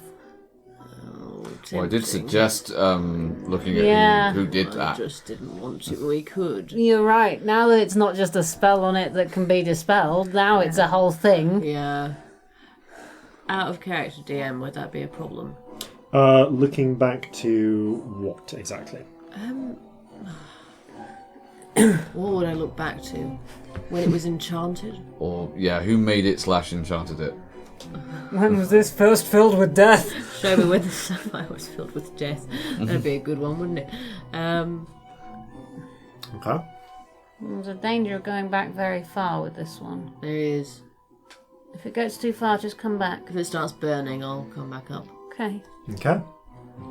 So you're gonna go and look and see and ask. Show me the point when this sapphire. Show me when the sapphire was filled with death. Okay. Spin the eye. Spin the eye. You doing this I while assume we, Zerika's like, around, go or have back you do this? to- You've done this after Zerika's left. I would assume we go back to Yeah. Molly's, Yeah. like the nearest sort of space for that we have, Yeah. or the sending room of the ship. You either go to way. the sending room of the ship if you Yeah, want. when Yeah. we do This that. way I'm assuming that searching like this you're doing in the sending room. Yeah. So yeah, you Keep an eye on her, Sending room, Corzin. Make sure she focus doesn't burn. Robbie. Thank you. plunge down into the into the depths, and again down into the darkness. The water gets warmer and warmer and begins to boil around you. So, charisma saving throw to pass the first barrier. Yeah, do it. Fuck it. It's good. That is... I'm a bit more 25? Of an idiot than I pretended I was going to be. 26. Okay. There is, as always, there is a little bit of fire that follows. There's a little bit of boiling that follows you there. And you do still take 5 half to 2 points of psychic damage as you notice Celestia begins to sweat a little bit. You swim down further. Again, in the distance, the coiling, writhing. Just the glimpses of something. Down. Oh, how much of a dick? Past the second barrier. Another check, roll how much of a dick I am. Yeah, I'm a dick. It's good though. 29. You're a charismatic dick. Yeah, I'm a charismatic dick. You focus. I think I'm too curious. I don't know. You just try and avoid it. 26 half to 13 though, as the water is now boiling. You watch a small little blisters appear on Celestia's forearms, where you can see them, and the exposed skin. The line of light, the eye opening, the cone. You're now dark, getting close to the eye, close to the bottom. One last check. Still a dick. I'm rolling for how intelligent I'm, like whether I'm stopping or not, and I'm not. Ooh, 13, not good. As the water boils and blazes around you, this time you're not quite able to keep it together in the same way. You can't quite evade it, and as a waft of blazing water strikes you, you take 31 points of psychic damage as you watch as sections of Celestia's skin burst open and begin to bleed. She is now openly looks like she's being cooked alive. Alright, seeing this, I'm going to put Cure Wounds into it. Yeah, magic stick. As that's happening though, 5. the eye turns. I leave. A further 8. You leave at that point? Yeah. Okay. As soon as it looks at me, I'm gone. Regardless. That's the instinct. Okay, you try and swim up. Up to you if it works, obviously. Yeah. How many hit points was that on Cure Wounds? Further 8. Yeah, roll further 8. So you give me a charisma saving throw to try and abort. But also... that's a dirty 20. Dirty 20, okay. Raise your awareness level by 1. Oh, cool. At the That's moment, as the eye turns and focuses on you, as you find yourself in the... Yeah. So awareness level 2, just for you. On the golden light. You peer down into the darkness just the moment as you just in the moment before you spring up. You see no bubbles down there waiting for you. What, like I wasn't going towards anything? You look down. Yeah, you look down. You can't see any bubbles past the eye, and it felt like you were going to have to go past the eye. So it's so far you can't see it. So far you can't see it, or maybe there isn't one. You don't know. You didn't keep going. Okay. But as you shoot back up, you emerge in agonizing pain with the knowledge that something has seen you. Oh, okay. I might have overshot that a bit. I'm You sorry. said you'd come back. I did come back when it looked at me. You said when it started burning you'd come back. I'm an idiot. I'm sorry. I wanted to see if I could see it. Turns out it might actually be too far down to go to. That's worrying. Yes. We can't sell this. No, this needs to go in a vault and not be seen by anyone. There is a pause as you kind of take a few moments to breathe, and then there is a from the just outside the sending room door. Just a minute. Just wanted to see whether you would care for some tea. You hear the muffled voice of Aljin, your ship's doctor. Yeah, you know what? I think we could do with some tea right now. Tea sounds amazing. He pushes over and, again using his cane to come in with the little peg leg, resting an arm on it, brings in a little tray of Haldanic style tea. Kind of sets it down. There's some chairs in here. Well, not chairs, but like I guess they'd be like little stools bolted down and used as one. Yeah. The ship still kind of gently rocks a little even in port, but he said, "You do not look in your best condition." It's my own fault. There was a slight magic mishap. If there's Yeah. Of course. I've got some healing. It's all right. Would you like me to provide you with a balm as well? If you wouldn't mind, that'd be lovely. He nods, picks himself up and hobbles off, returning a few minutes later with a little jar of unguent. And I also throw a 4th level healing word into you heal myself most of you heal much of the damage magically, but your skin is still red. And the unguent kind of as he pausing a moment to see if you're alright with him spreading it on your injuries. Yeah, you're fine. As he puts it on you, you don't know if it's not magical, but the cooling is very welcome. all right. So whatever this ointment is seems to just produce like a kind of menthol chill, which soothes the blistering. Whew, that helped. Thank you. I'm sorry. I didn't really think it was that bad. Have you taken away have you hidden the jewel by this point? I would have put it in a pocket when someone knocked on the door. So it's I would not. put it back There's in the bag. not. Like, Yeah. instinctively, The item is I would have not. done The that. item is not around. I'll assume that the jar is in the lockbox. Yeah. So. Oh, the sapphire. So the sapphire you've presumably stuck in a pocket, but the jar. I thought you were talking about the eye. Sorry. I assumed you put the eye. Yeah, the eye is presumably away as well. Is the sapphire out as well, or is that also gone in a pocket? Because you needed that as a focus for the eye. I think that's probably gone away. Yeah. So you stuck both. You stick the eye back in its As soon hidden as someone was pocket. coming in, I think that really would have Sapphire's been away. instinct. The trap, the sealing jar is is already in the lockbox. Yeah. There's nothing incriminating around. Well, not incriminating, but nothing sensitive around. Yeah. Aojin seems to. But you do get a moment where you get the feeling that Aojin kind of seems to be just studying your expressions, seeing if there's anything wrong, but otherwise seems to take you at your word that things are under control. Everything's fine.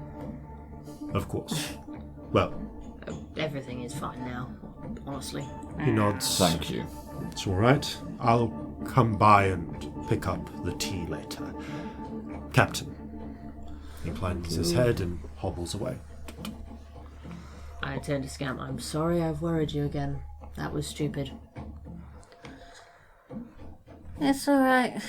It will stay in the it's not, but lockbox it's okay. until we It's can Not. find. I need to do better. But we're okay. I'm not really used to caring about my own well-being yet. You've been very reckless recently. Yeah, for the sake of yourself and used to everyone having around you. People who care, I'm sorry. I know that. But it feels like it's been worse recently. I don't know. Now, you know that you have people around you who care, but there are also people who are relying on you now. Yeah. Do it for yourself, but do it for them. Now, It's not easy. I never said it was. Yeah. No. I don't want you to think I'm being a dick on purpose. It's just... No, it's just your nature. You're a dick. Oh, yeah, how's that? It's more like a collection of really long-standing bad habits. Yeah, habits can be changed, though. You've not been well. Things have been hard and you've not been well. I don't think I'm really dealing with anything. Oh, you're definitely not dealing with I don't anything. know how to start. That I'm not dealing with things. I see the symptoms. We could not deal with things together. I don't know if that's good or not. I No, have you're no right. idea. The things that we don't deal with can become dangerous. Speaking of which, that jewel is staying in the lockbox Yeah. until we can find Yeah. some way to Yeah. destroy it. Yeah, because that's really scarily old. Yeah, I'm so tempted just to try and chip it up and make fun. What's the word? Chalk for the circles, but I'd be so worried we'd just be teleported to death. I think that would go so badly. I can't even imagine what level of bad that would create. Awful. If I didn't think there was a chance that it would be found by someone or something else, I'd just chuck it over the side.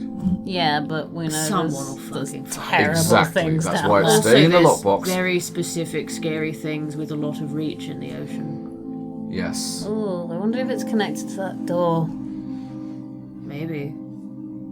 I should be really, really honest. It did see me. It looked at me. Physically looked at me. I did leave at that point, but... Good. Alright. It saw me. Okay. Well, we're not staying here very long anyway. I don't know what that means. If it's even... Nothing good, I'll wager. But if it's even... if it's even the Kraken in the present or not. If you know what I mean. This is all about going through time. Is that just some sort of suspended consciousness of it? Is it sort of timeless anyway? I don't know. We don't have any answers on that front. I know, and I'm not fucking scrying on it because it will look back. So if it sees me when I scry on random things, it's just... Right, let's put this in the chest. I guess I'll add this to my things to add an alarm spell too. Yeah. Into the lockbox, and I think for now I've got to go back to my son's birthday. Please do, yes. Fucking hell, have fun. You deserve it. Alright. So, you do actually head out and go to enjoy, frankly, just to enjoy some time with your son, with your family. Yes. And much... Can we throw a little party on the ship? You do. Yes. Roll me... I just want to say roll me a performance check for party planning. Yes. Parties, yes. A cake will be acquired at some point. Is it a performance check with help? Yes. Because everyone's helping. Everyone joins in to assist. Basically, I want advantage because I don't want it to be a shit party. It'd be so sad. In fact, can we have Belle bake a cake? You do. 27. Yeah. 27. With Belle's assistance, you produce a fantastic cake. And you get hold of streamers, little party things. The whole thing is done up with colours. And actually, there is... so much minor illusion and Dancing lights like a fucking lot, mate. Yeah. There is a festival air aboard the ship. I play all the songs. All of them. Oh, I love this one. Okay, so...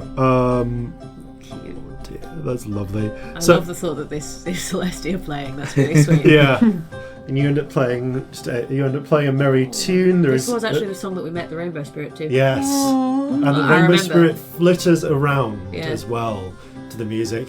Xerox joins in a little bit before they do stumble drunkenly away, just because there's a party going. Oh, yeah. It seems like fun. They would. Yeah. And it is one of the best days in Corzin Jr.'s life. Yeah. There are... Best dad. Yeah. There are a handful of small issues that you kind of get dragged away to deal with periodically. Yeah. Just like the one thing that comes to your attention is a brief word from the serving as paymaster and bosun, got with quartermaster duty is just briefly comes in to check. Sorry to bother you, Captain. If I can just get your attention for a moment. You mentioned you were looking at maybe trading off some of the wine here, getting some wares. That's right. I've done a bit of talking with some of the local merchants.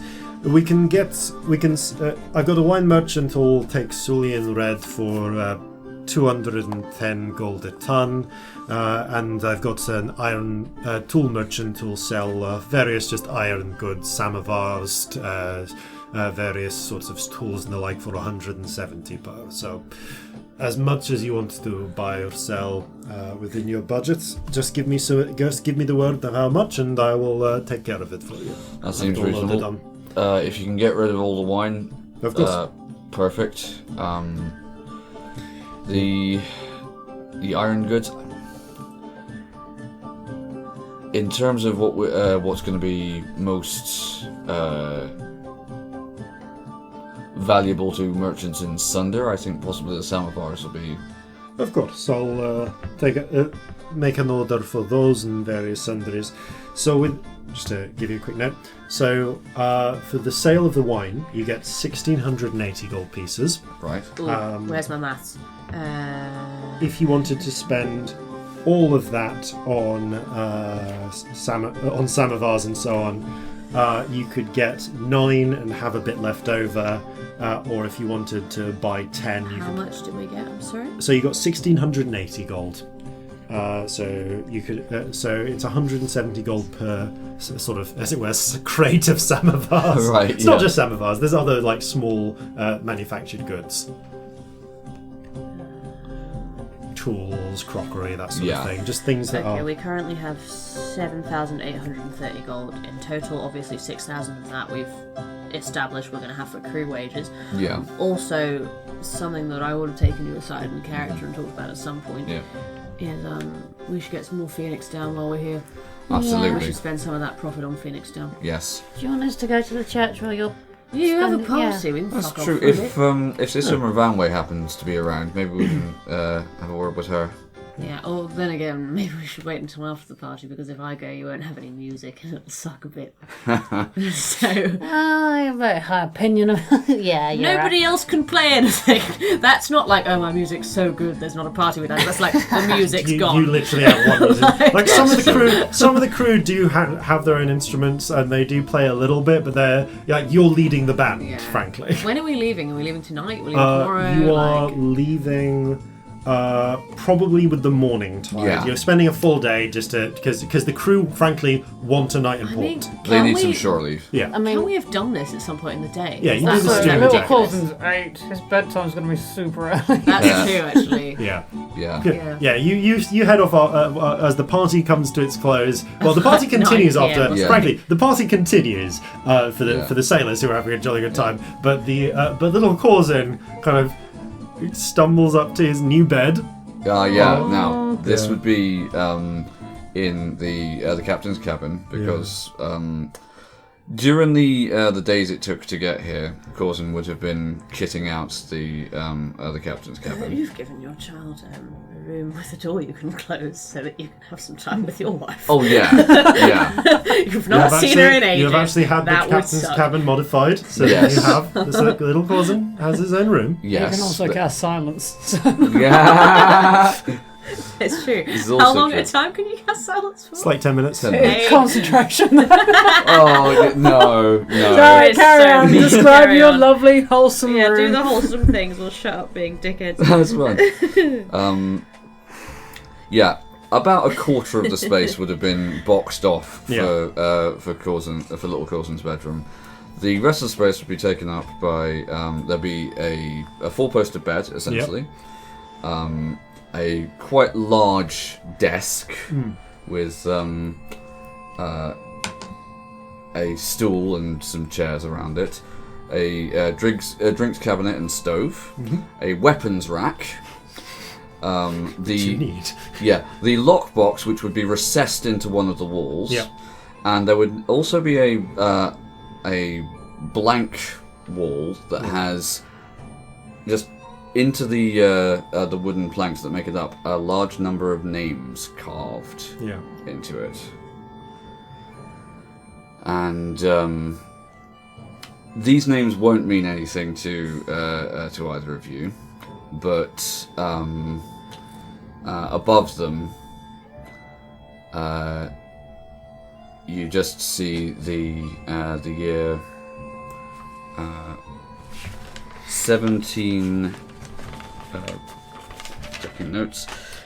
1768, I'm thinking. Yes. Yeah. You see, there are a number of names there.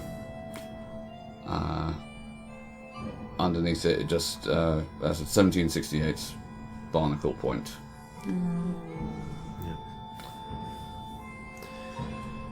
Little Corzin, you tuck little Corzin into bed. Yeah. I imagine actually he'd have like his own little hammock. Yeah, he's got the little hammock. It's like, swings in it a little bit if he's pretty sleepy. Yeah. And I would read him a story or just gently rock him. You kind of do both. Yeah. That's a good story, pal. And I'm then going to take 10 minutes Yeah. to, within the bounds of this room, cast Magic Circle. Me and Roy were not thinking that's what you're going to do, I can tell. We're the worst. I considered that.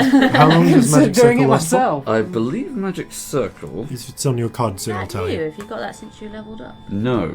I've had that for a while. It's only an hour. But it is only for an hour, but essentially what it does is it means that either, and in this case I would choose nothing from outside the circle, be it energy or physical, can pass over willingly. Yeah. You can reverse it so that nothing from within the circle can get out, but That would be really scary. in this case it's just so that nothing, I believe it's energy, magical or physical, Yeah. can pass through. It's a magic circle I've got. There is a moment where, as you leave, the octopus floats up and takes just a sentry guard. Just gives you a little ambivalent. Watch over him well. Shrug. He nods and leaves. Okay. You, having tucked your child to sleep, you head out to the temple of St. Kresnik the Firebringer. You receive some slightly disappointing news. It seems, talking to kind of the acolytes tending it, Sister Mfanwi has been called elsewhere. There is well, she was brought in specifically Yeah, to I figured, deal but it with didn't have to ask. with the whaling sickness. Oh no, she was, yeah. It seems that she has been recalled back to Tyre for a time to assist the Holy Mother. But last the acolyte heard, there's the possibility that she might be sent somewhere else on essentially either missionary work or support work. There's but the acolyte didn't really know where. Which unfortunately does mean that you are left to deal with Sister Anna Boranova, the resident Dickhead. cleric, Yeah. instead. As you come in, there's a Does she have any idea what we did? I don't think so. As you step in, there is a Family kind tell of her at all? awkward approach as the human woman, pale mead mirror skin, braided black hair, wearing the white cloak with yellow and red fur trim, and slightly crazy eyes, approaches and goes, "Ah, yes! It seems we have those who have come to pray to St. Kresnik and the regent, and..." There's just a moment where she seems to notice the halfling, drow, and tiefling. Hello. Oh no. Oh no? There's just like a moment where she's just paralyzed as you can kind of see her eyes flicking as she considers several things. Oh no, do go on. Oh no, what a lovely surprise! It has been Well, that so doesn't make long. sense. No one has ever ended no with that. We really need Well, to. we didn't know you were coming. We haven't made any Yeah. preparations. How can I help you? We're in the market for some Phoenix down. There's a wince. Well, that is of course a limited thing. And Yep. hardly available at a moment's notice. We are willing to pay generously for it. But you also do owe us quite a big favour because, we did cure the whaling sickness and that. And We could tell everyone. No, make an intimidation check with advantage. Absolutely, I'm going to make an intimidation. with the support from Corzin, also with advantage. Thank you. Love advantage. Not hun. It's gonna be good. That is that's a 30. No, of course not. No, it is of course the work. No, that is absolute nonsense. Of course, it was the work of St. Kresnik and a miracle of the region. Since you are here and you, St. Kresnik and the region are known for their generosity, perhaps we could come into the back and we can talk about a suitable donation for the Phoenix Down we have available. Regent bless you. There's just a look of barely veiled disgust, but overwhelmed by fear. Celestia just quietly In chokes Sister to Anna's herself eyes. for a minute. She does not cope. She looks as if she's like somewhere between terrified of you and just feeling revulsed by your presence. Come, and ushers you into her chambers. Okay, look. Since yes, that sister Mithadme did tell me about your contribution to the miracle, but the reason for the whole miracle, which you took credit for, darling. However, I'm afraid I cannot simply give this to you, but under the circumstances we can, and I do have to ask for more from the Holy Mother, but I do have a moment of consideration, but again that fear overrides things. 2 doses of the Phoenix Down, which I could sell you swallows at cost. Okay, how much? It costs us 500 crowns per dose to restore it. That seems reasonable. Out of character, we have 1,830 to play with. Yeah. Some of that, I imagine, will go on buying more shit. Yes. But, this feels important. Yes, please. Excellent.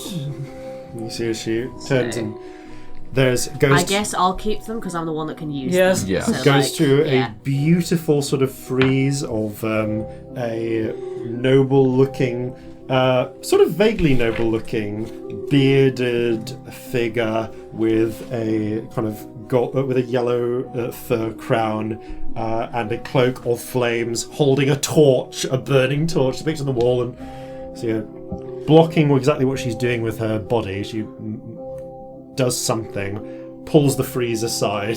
There's again blocks her body, and then opens a little sealed kind of wall vault behind it, and carefully removes a tiny silver chest. It's about 2 inches on a side. And unclasps it, opens it. There's a flash of multicolored flames before she seals it closed again. Seems to be about as much. So you would guess from the fire you saw that's 2 doses worth, enough for 2 raised deads. Fantastic. Excellent. Very reluctantly Lovely holds it doing. out and takes the essentially a small, heavy bag of money from you. Lovely doing business with you. Have you ever used one of those? Can you? Thank you for your time. Does she have spirit? She does have spirit. So she does have a spirit that, as you come in, kind of flitters in and curls around and seems to regard you with a degree of distrust. It's a little red and gold weasel-like spirit. Rainbow spirit rears up like a cobra and just looks at it. The sort of head cock that again the carpet in Aladdin does. It's the only weasel comparison I can spirit think eyes burn with little flames for a moment, and then it scutters behind. So you're still telling everyone it was you who killed the whaling sickness then? It was not me. It was a miracle by St. Kresnik. Thank you. You have what you came for. Good day. I miss you terribly. Miracles seem to follow us around a bit. I did Please a get really out. good miracle. Rest assured it will be used for the Regent's work. Now, I'm not going to use it for any of the Regent's work. Fuck that dickhead. Let's go. Please Have you get met out! Dionysus? Corzin starts leaving. Dionysus is more fun. Goodbye. Or just no one, really. You stride out, just leaving the priestess, her eye twitching. Okay, I know that was mean, but it was funny. It was a bit mean, but it was very funny. She is a dick. Yeah. Did you see how she looked at you? Fuck off. You make your way back and prepare to rest. As you'll be sailing off with the tide that comes with the dawn, before you make away for the night, Pepper Salt, your navigator, approaches you. Captain, before we start rounding the crew up in the morning to get ready, what is our heading? Are we going to head to the sort of border islands, go to Port Omicidio, or are we making our way straight onto the colonies and going to Thunder's Watch? Are we there for this? You are there, yeah. So you've kind of just come back onto the boat. Ooh. You've kind of, there's a discussion in the map. Oh, We have a chat about this. yeah. What are we thinking? I mean, Leah's husband has been in Thunder's Watch for a long time. Yeah. Yeah. I worry about delaying. Also, I mean, the other way to look at that is he has been there a long time. So a little while longer won't hurt, but at the same time, once she's in Sunder, she's going to want to find him. Of course. There is a part of me that doesn't want to make her wait because she's waited long enough. You recall from speaking. You spoke to Briggs beforehand, before leaving Sunder, and before leaving Saul, who communicated to you that the ship is heading on towards Porto Omicidio. However, if you decide to head to Thunder's Watch, you can send him a sending, and he will essentially drop Leah off at Thunder's Watch when they arrive in Sunder before making his way back to Porto Omicidio. Otherwise, he will meet you there, deal with things with the Scarlet Winds with you, etc. And then you, Leah can essentially ride with you to Thunder's Watch. With her husband. Ooh. Socially, that's real. Not that that's the reason we shouldn't do it, but you kind of see this penny drop as Celestia thinks about it. Oh, would she be comfortable with that? We also have a package to deliver that I would be so much happier if it wasn't in our hold. Is that, out of character, is that to Thunder's Watch or to the other one? It is to anywhere in the 13 colonies. So it could be either of them. Yeah. So Porto Omicidio is not part of the 13 colonies. It needs to be there. However, the restaurateur, as she now is, has indicated that there is not a time limit on that delivery. Provided it gets there, it will the contents of the cage of the crate will apparently keep. I love how you said cage and corrected yourself to crate. Fucking hell. All right.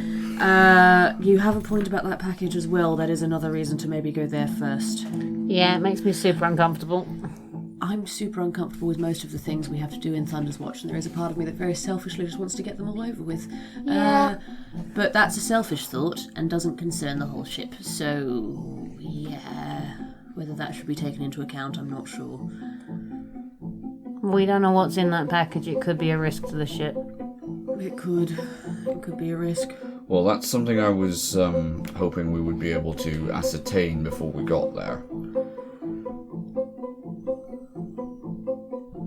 But also on the related. I could have a look at when it was put in. Yes. Also on a related note.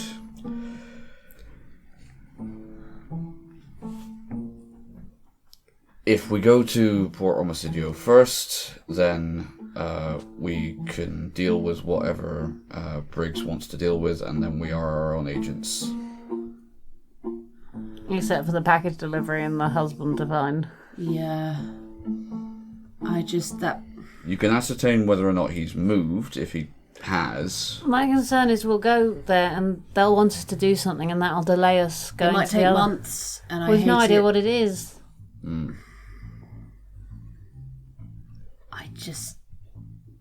If you want my opinion, I'd rather go to Thunder's Watch first.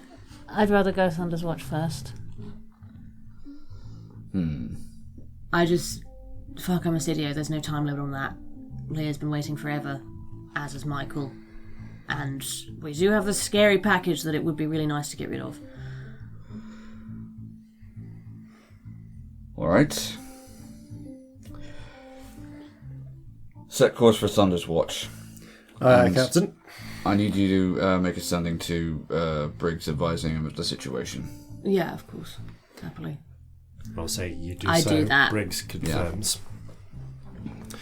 And there's essentially a terse message. Right.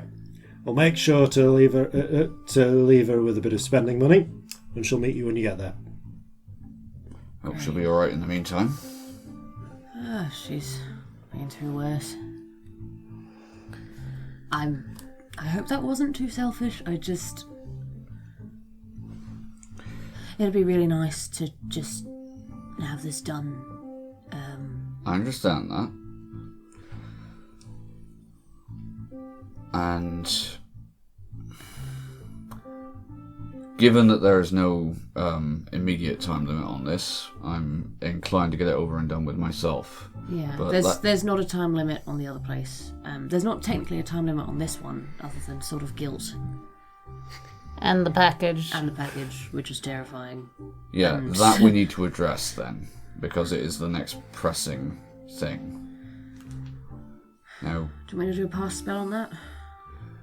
yes, because You will need to go to the crate to do Yeah, this. maybe scrying on the when it was closed is better. Yeah. Because you don't have to touch or be near the thing. Right? Although actually, this is problematic because to do an object's pass, you need to be next to it, Sanctum. but the ship is sanctumed. Ah, shit, yeah.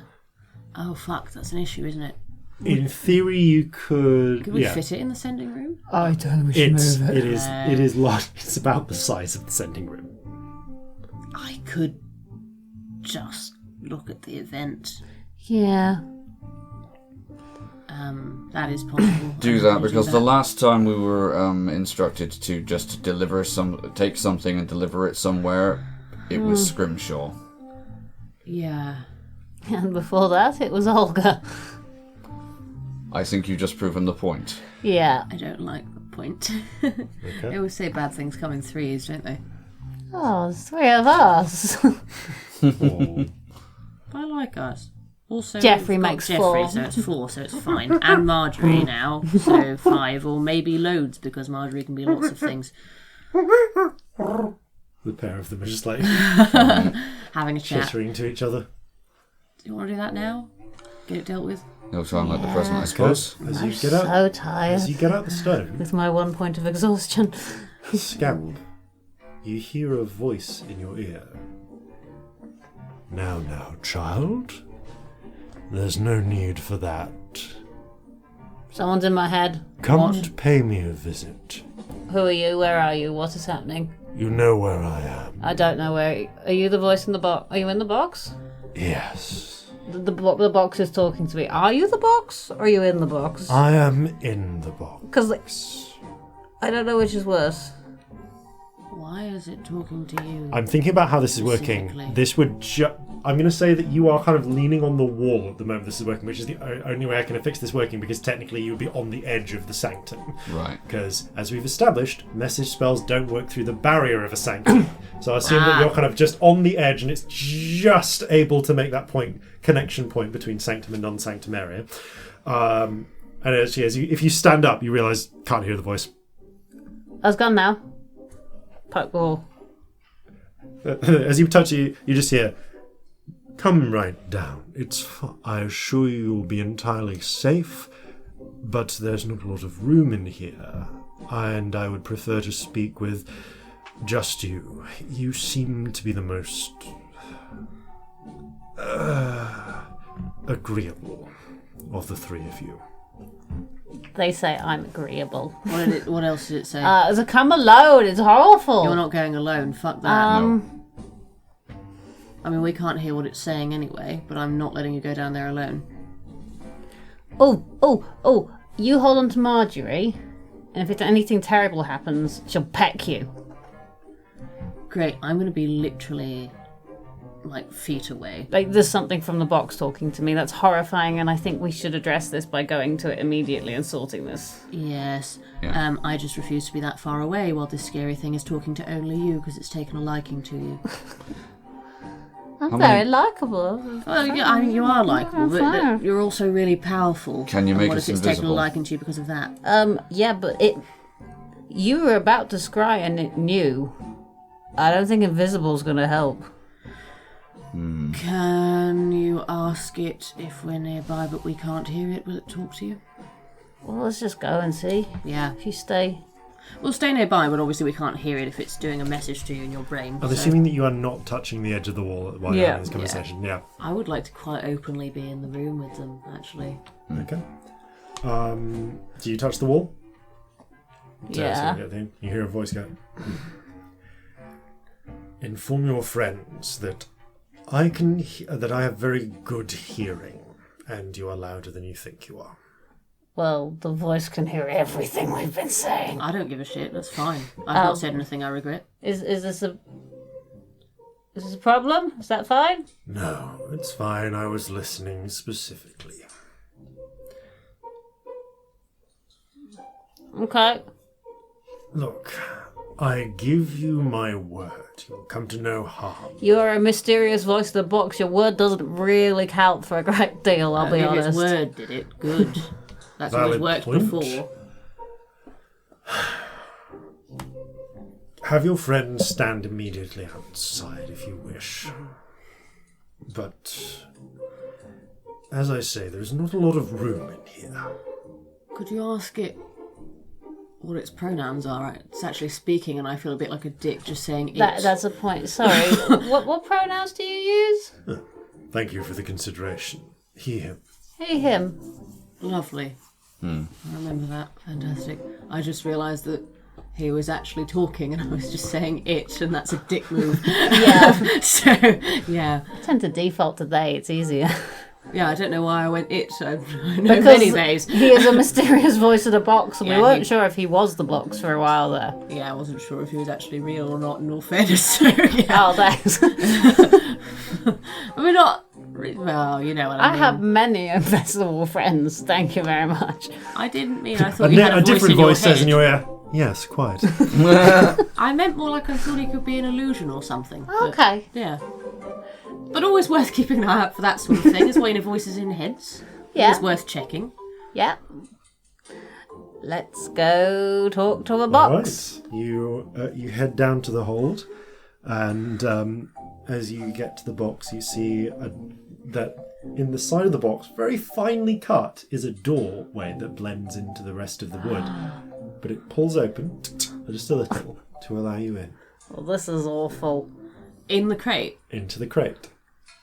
You're definitely not the box. You're the thing in the box, right? Because otherwise this is weird. I'm not the box. I am just... Yes, I am in a box. If you entirely close the box, we're going to have a problem. You're not locking them in a box with you. This time, just you here, Celestia. I'll leave the door too. It's fine. Just... If I hear anything bad, you're getting fucking murdered.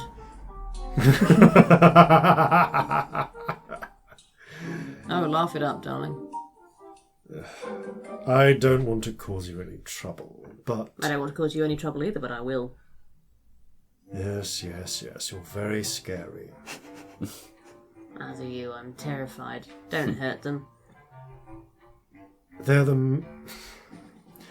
Rest assured, hurting them is the last thing I want to do. I just want to have a polite conversation one-on-one.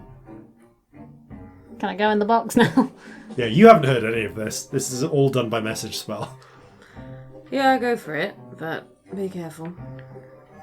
Always. I can't even say that. Click. Yeah. And as you step over and into the box, that's where we'll pick up After these, no doubt important messages. Oh no. I like secret boxes. Secret boxes are good. And now for a word from our friends over at Kids on Bikes. 1965, Swampscott, Massachusetts. Hey, cousin. Hey, cousin. That's Kat and Randall. They're from Texas. Hi, Mary Sue. Garrett has a thing for Mary Sue. It's Mary. Mary does not have a thing for Garrett. In fact, Mary has a very secret thing, for Walter Green. Of course she does. So does Meg. But none of that matters, because Walter Green is missing. What the cuss? You had me.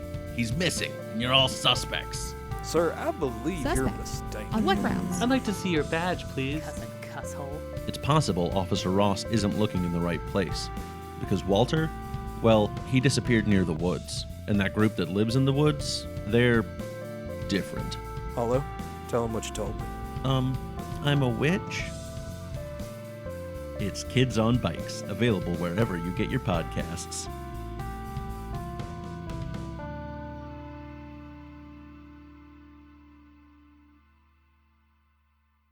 Do you want to taste a real drink, but your puny human livers can't handle proper alcohol? Have no fear.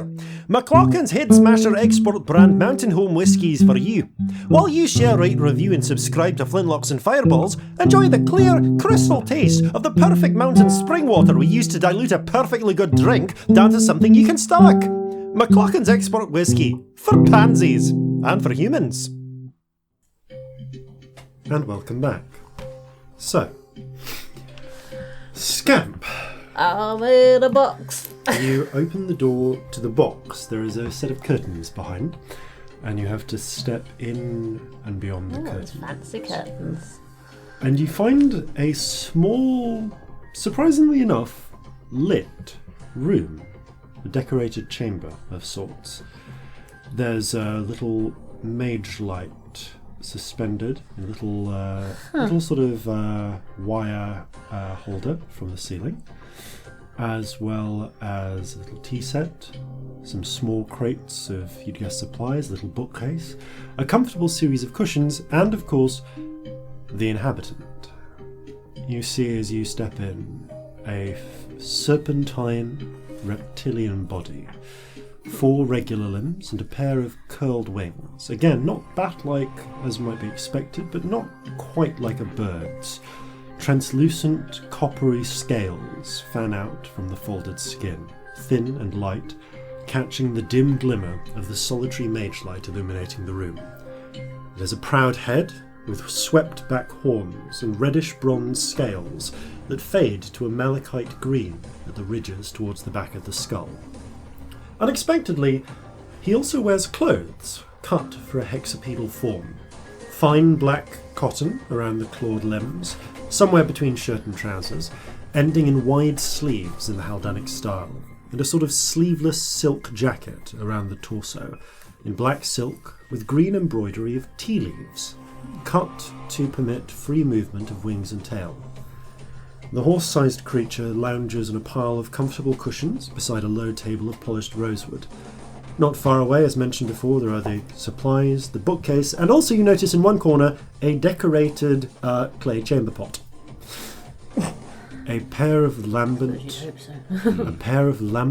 green eyes fix you as the dragon, about the size of a horse, picks up a beautiful porcelain pot and pours steaming tea into a pair of tiny ceramic cups. One question. Yes. Genuine wording question. Lambent in this context, what does that mean? Glowing. Glowing. Just sort Lovely of gently word. glowing. Haven't heard it before. Green eyes. Oh, I like your horns. I like yours. Come, Thank please. you, I grew them myself. What? As did I. He gestures to there's another cushion placed before the little low tea table. Please sit. As I have promised, you will not be harmed. I have no intention of causing trouble aboard your ship, but I thought it might be time for us to have a conversation. Yeah. You must be really lonely.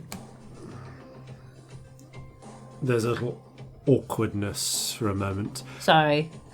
His features are kind of hard to read because the face has the expressiveness of human lips and eyebrows, but it's stretched over a reptilian skull. So it's a little difficult to make out. But he goes, somewhat, but I have my books and I have my tea. And I have my ears. Don't worry, by the way, your sanctum is working quite well, but he gestures up with a claw. Your sending room is not proofed against people who can climb up underneath it and press their ears to the floor. Oh, we should do something about that. You might wish to, but it's rare. I imagine it'll be an issue. Oh. He takes the little cup of tea in 2 claws and sips at it, pours another, please. What kind of tea is it? You'll find it's a smoky type with just a little bit of chili into it for spice. The way I like it. One of my favourite blends. Why are you in a box? I can hardly travel openly. Why? Child, sorry, forgive me. It is not my intent to be insulting. I simply don't know your name. Oh, I'm Scamp. Hi. He inclines his head. Scamp. What was your name? Sorry, I didn't ask. That was rude. Not at all. I have not yet earned a name. Oh. Well, I'll stick with what I've got in my notes then, which is Boxman Dragon in clothes, clothes dragon, horse dragon. How much do you know of dragon names? Nothing. I've met 2 dragons. Really? One of them stabbed me here. The other one saw a unicorn and left. I assure you, Scamp, you have met 3 dragons. And I have met you before. Have you? Well, I feel really bad now because We were both much younger. How much younger? Roll an intelligence check. Oh, did I see this? Yeah, okay, you don't need to. You've just remembered it. Okay, because there is some weird stuff in my past. I saw you. And I saw you. You've grown, it has to be said, but you're still... Yeah, then I shrank a bit. Unfortunate. No, it would be hard to forget you. Much like your friend with the rainbow and the one with the octopus. Oh, dragons can speak spirits, or at least this one can. However, I'm afraid I couldn't stay to chat. The local constabulary grew a little anxious in my presence. Trigger happy. Quite. And I am somewhat fond of my skin. To answer your question of why I don't travel openly, it is specifically because of my skin. An alchemist would pay a small fortune to carve me into pieces. We might have found some dragon skin. Should we have given it a funeral or something? Would that have been better? Truthfully, I don't. Mildly distasteful as it is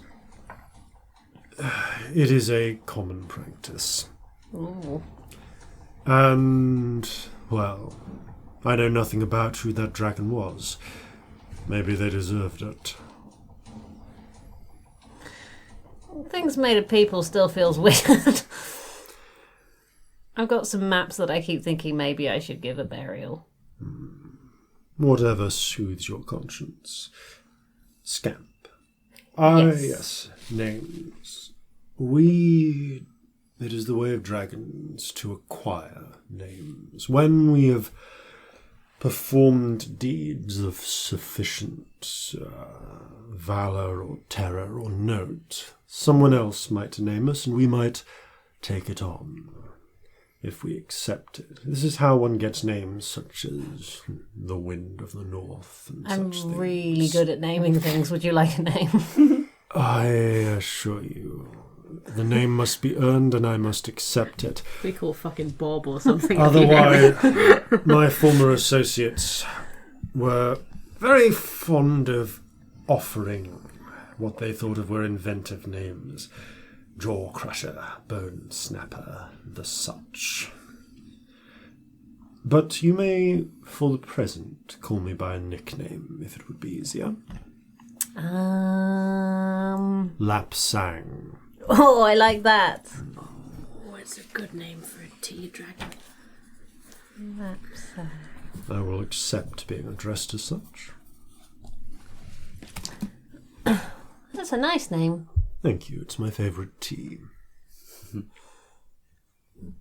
Do you want to come out of the box? No one on the ship's going to try and make you into alchemy. Forgive me, but I had intended originally to remain quite ensconced here, save for my occasional excursions to empty the chamber pot. But I couldn't pass up the opportunity to see you. Oh. I am resigned to the solitude, and in truth I would prefer not to risk it. Any rumour, any word between loose lips in a tavern somewhere could lead to hunters coming for me. It is an experience I've had the extreme displeasure of undergoing before, and it is not one I care to repeat. Aww.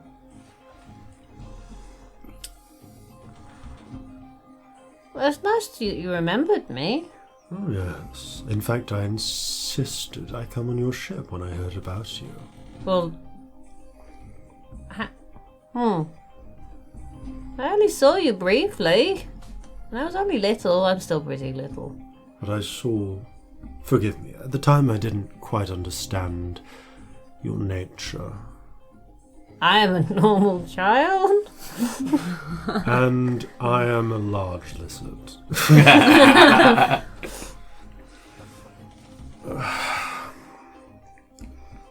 It is the nature of dragons to see what is. You can see spirits. I can't. You could not... Trying to hide who you are is like trying to put a lampshade over the sun. Messy. Quite. I put you out of my mind for many years, went on my journeys, made the pilgrimage home, and when I left, I heard through my associates tales of strangeness, rumours of unexpected power, and then I heard tell of 3 curious individuals, one of which was a pink-skinned tiefling, and that's when I knew. Well, I'm not... It's not like it's... Okay, we got a bit of magic, but we're not... We're going to do some weird stuff, but... I mean, Celestia's super powerful. She makes things go boom, and Corzin is very good at hitting things. So I have heard. So it's nothing, like... There's a lot of weird that follows us, but it's not. Between you and me, the drow lady, Celestia. Yes.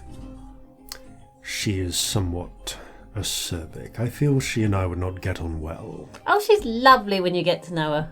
Yes. If aggressively protective. Of other people, yeah. And I feel there might be a clash of egos. She will full-on murder you. She would try.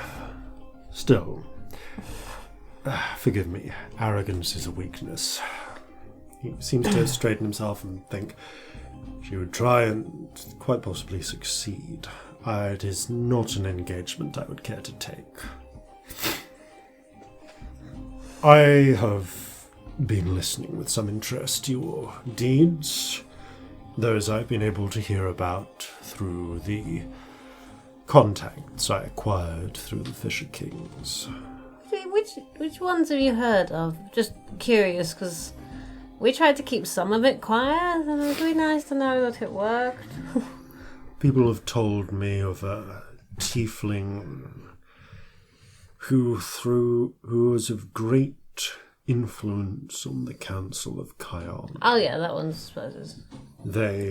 I've heard rumours of 3 stepping into the very court of Vondion to negotiate a treaty, then engaging in violent contest with an elite group of soldiers We didn't start it, to be fair. I have heard rumours of a miraculous cure to a great plague. Oh, that's by the grace of the region. Yes. We're usually better at lying than this.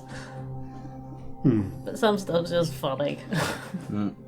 I'm sure, and I'm certain there are deeds I've not heard of. Nothing special.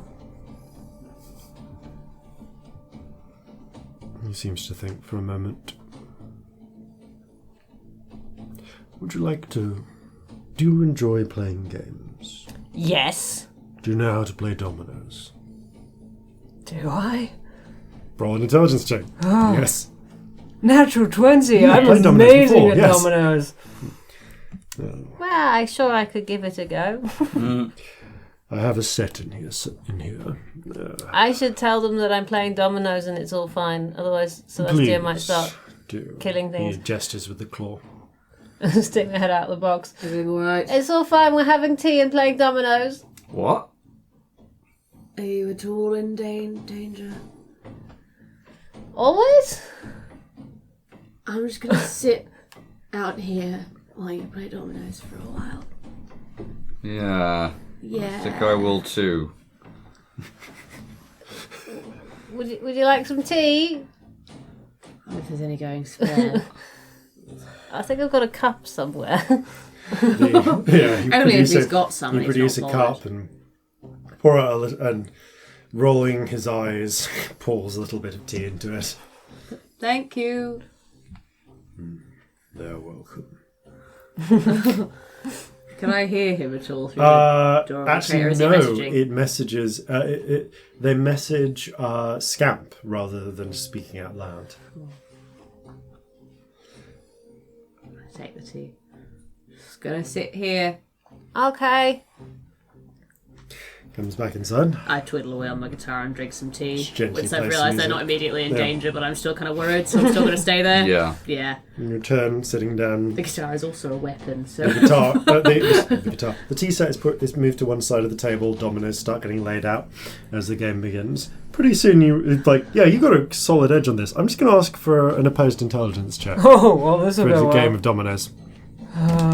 Ooh, 16. This is unusually good for me. It's a close. It's pretty close actually. You're both quite good players. After a few games, Lapsang does eventually gain the advantage in points, but it is close. It is quite a close match.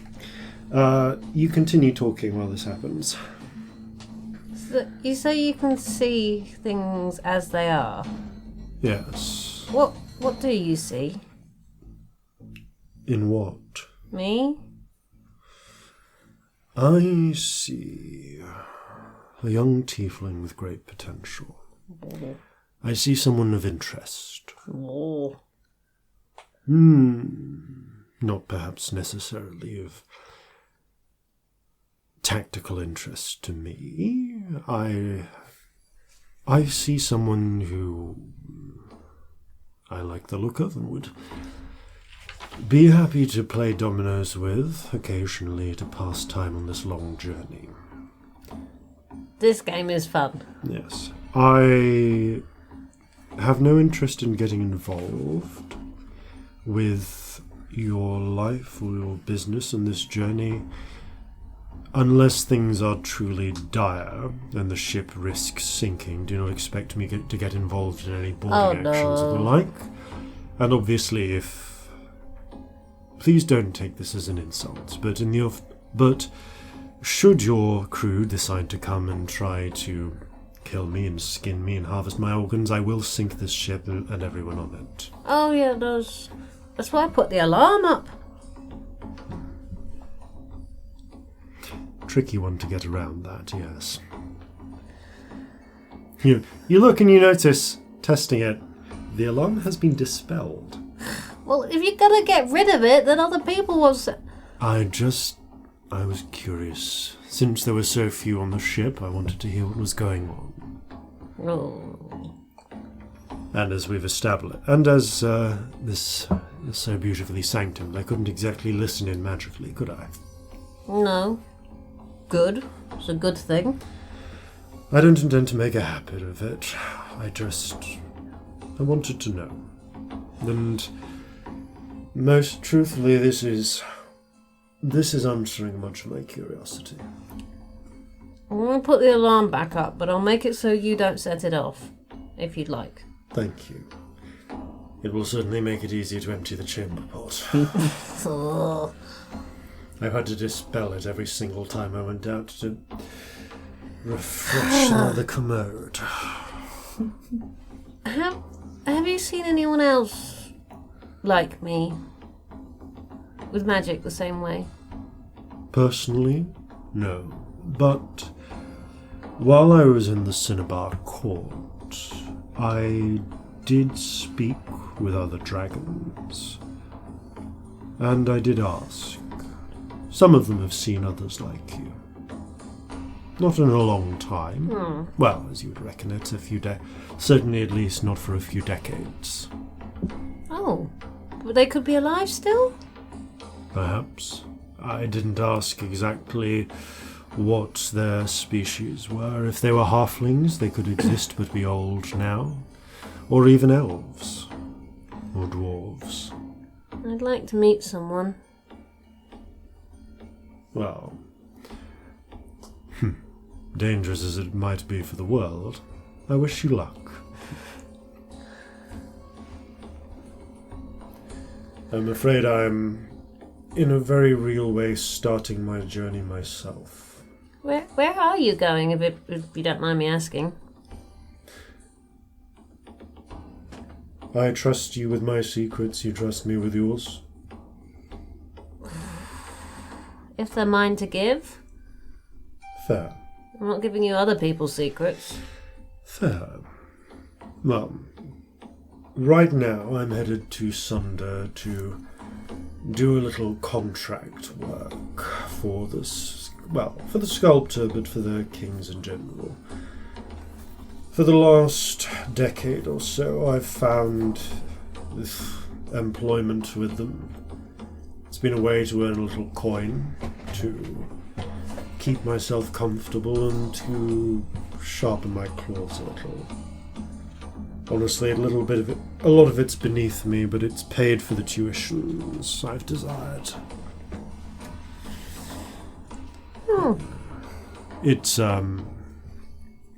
It's very difficult. It's even harder for a dragon to get into a university than it is for a tiefling. Oh, I haven't got any books with me I could show you. Don't worry. I've found sufficiently pliable tutors in my time, and I say that I've, although it's taken me a little longer, done the usual coursework. And I have a little bit of experience now. That's good. But, yes, I'm doing this mostly to rack up favours and influence, and they've sent me over to bring the local guilds into line, fold them into the Fisher Kings, as it were. I don't particularly care to become one myself. This is just something to keep me busy while I learn. Okay. That's good, because the last dragon we met was an idiot. Most of them are. There's a kind of cold look to his face. Most of them are self-absorbed, arrogant fools. They rest on their laurels. Once they get old enough and large enough and fat enough, all they care to do is sleep on in their hoards and indulge. It is a sickness that runs throughout my people. Oh. Have you ever wondered why the Draconic Empire consists of barely a handful of islands? Not really. Dragons, by virtue of their of our bodies, of our natures, are individually so much more potent than the humanoid species. But our natures are laced through with greed and apathy. Oh, that's no fun. And we don't care for our kind. You know of the worm flights? Yeah. What sort of... And there's a moment where you can see one hand, the hand holding the cup, is very carefully still, but the other foreclaw is just gripping into a fist. What sort of parentage is it to abandon your children, hundreds of your children, knowing full well most of them will die, will be carved apart and worn as boots?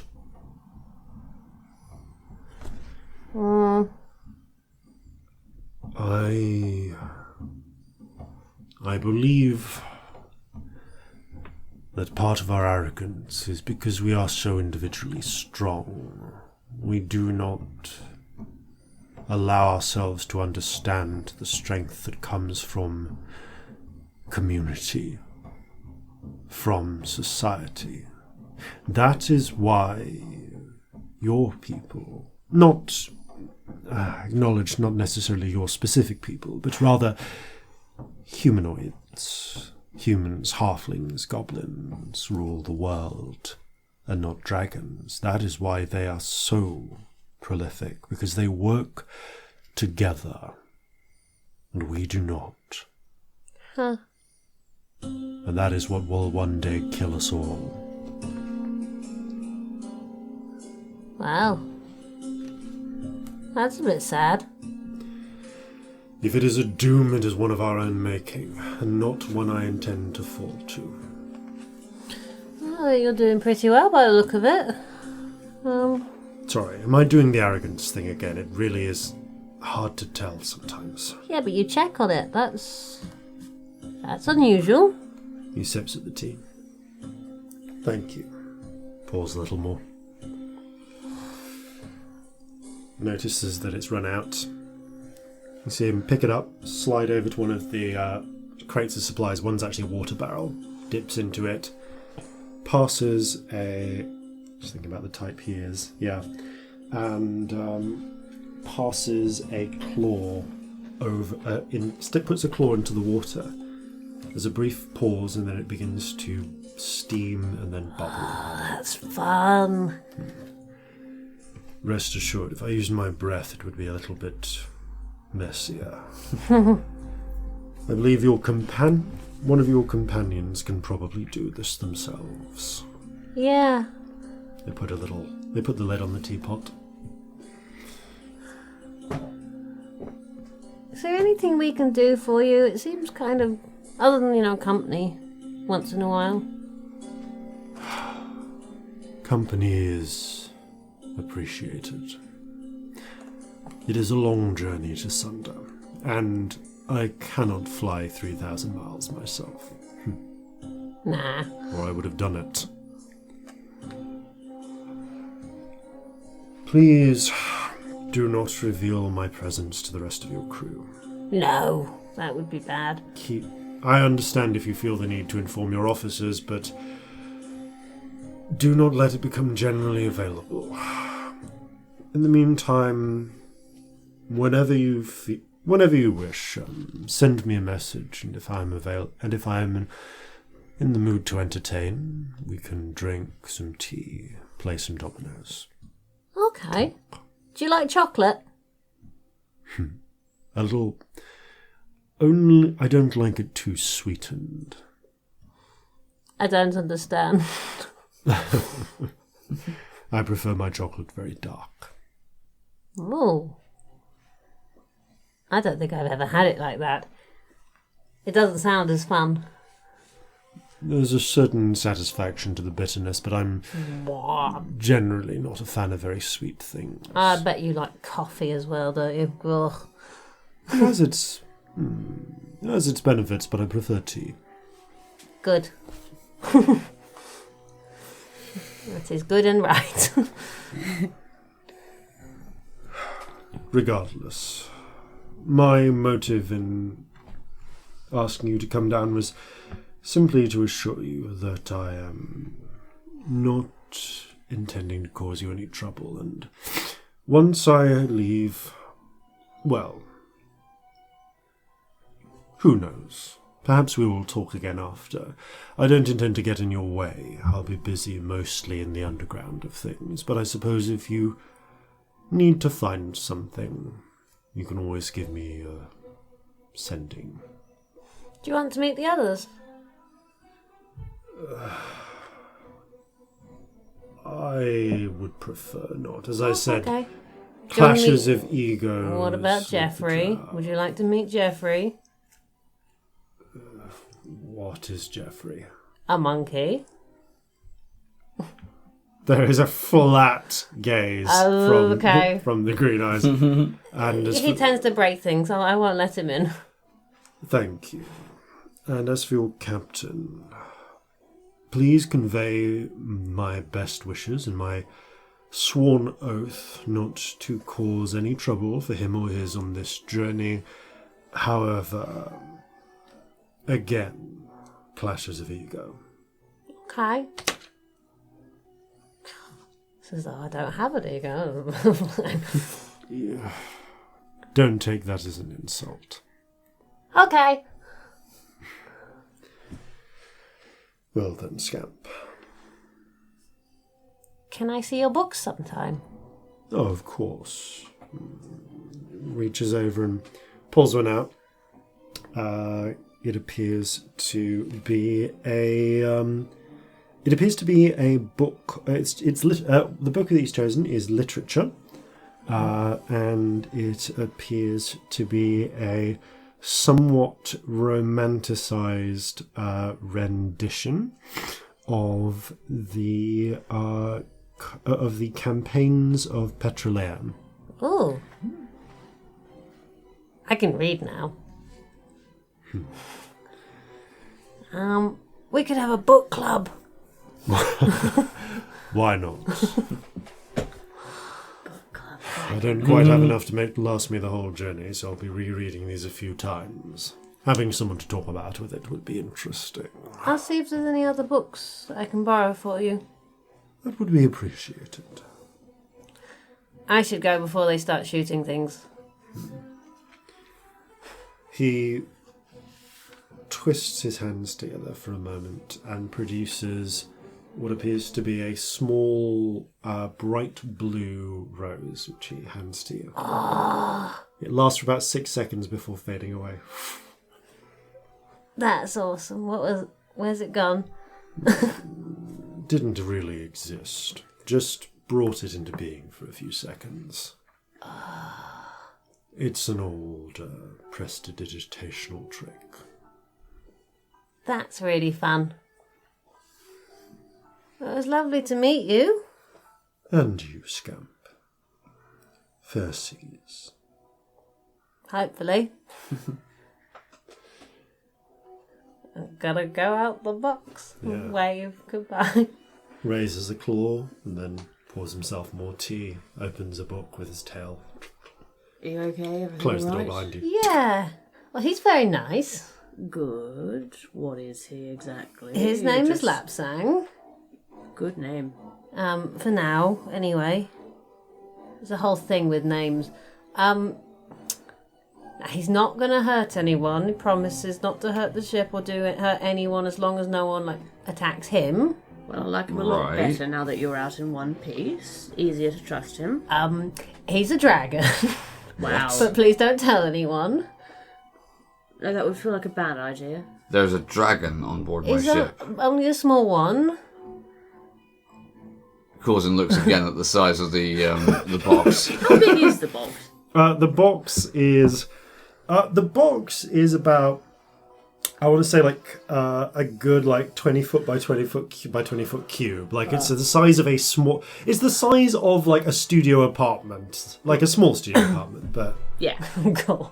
That's so depressing. This is London. That is the size. Yeah, that is the size of someone's entire living space. Yeah. And it is the size of Lapsane's entire living space. He doesn't he's a relatively small dragon. He's only the size of a horse. But he consumes about a quarter of the space himself. Well. But he doesn't want anyone trying to steal his skin and kill him, so please don't tell too many people or anyone if you can avoid it. All right. I say my dragon skin coat that I'm still wearing. Didn't really know dragons were sentient, to be honest. Genuinely did not know that. Thought it was sort of like having snake skin. Now I do know that. I feel quite weird. Yeah. It's really bad, isn't it? But he said maybe that dragon was an asshole, so... Either way, they are dead. And probably a while ago. Let's not objects past your coat. I'd rather die. Just like the dragon did. Corzin's just sort of... Does also make me less likely to be killed by a gun. So I'm tempted to keep it. Yeah. He sort of pinches the bridge of his nose. Significantly less likely to be killed by... Well, depending on perspective, it's either significantly more likely to be killed by a silver dragon or significantly less likely to be killed by one. Both, yeah. Sorry. Well... All right. Did he say anything about what he wanted to be doing when he got to Sunder? It's pretty much what the Fisher Kings told us, that they're trying to bring the guilds in line. It didn't seem like... I mean, he didn't say anything more than that. He probably can't. All right. But he's on the job, is he? Yes.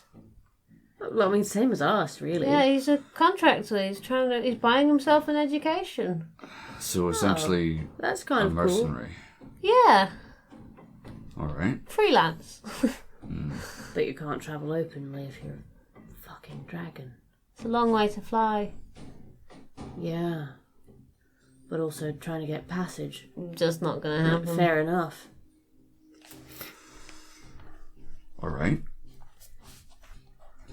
This is going to be on a need-to-know only basis. Yeah. Yeah. I'm going to keep the alarms up. Maybe tell Molly and no one else. I feel like the first mate and also your wife. You've got to tell Molly, otherwise she'll murder you. But maybe nobody else, actually. Yeah. For the moment, no. Unless it becomes relevant, but I don't. I mean, frankly, if he keeps his word, I don't see how it would. All right. No. He'd like some books to read, if there's any that we can borrow. I don't have any books, but I mean, somebody might. We're going to have a book club. You're going to have a book club with the dragon. And play dominoes. That's sort of amazing, actually. He's very nice. Good. We met once before. You remember I saw a dragon on a roof once? Yeah. That was him. Wow. Oh. What are the odds? Did he remember you? Yeah. That's strange. Well, they do say dragons have a very long memory. I mean, I remember him, so fair enough.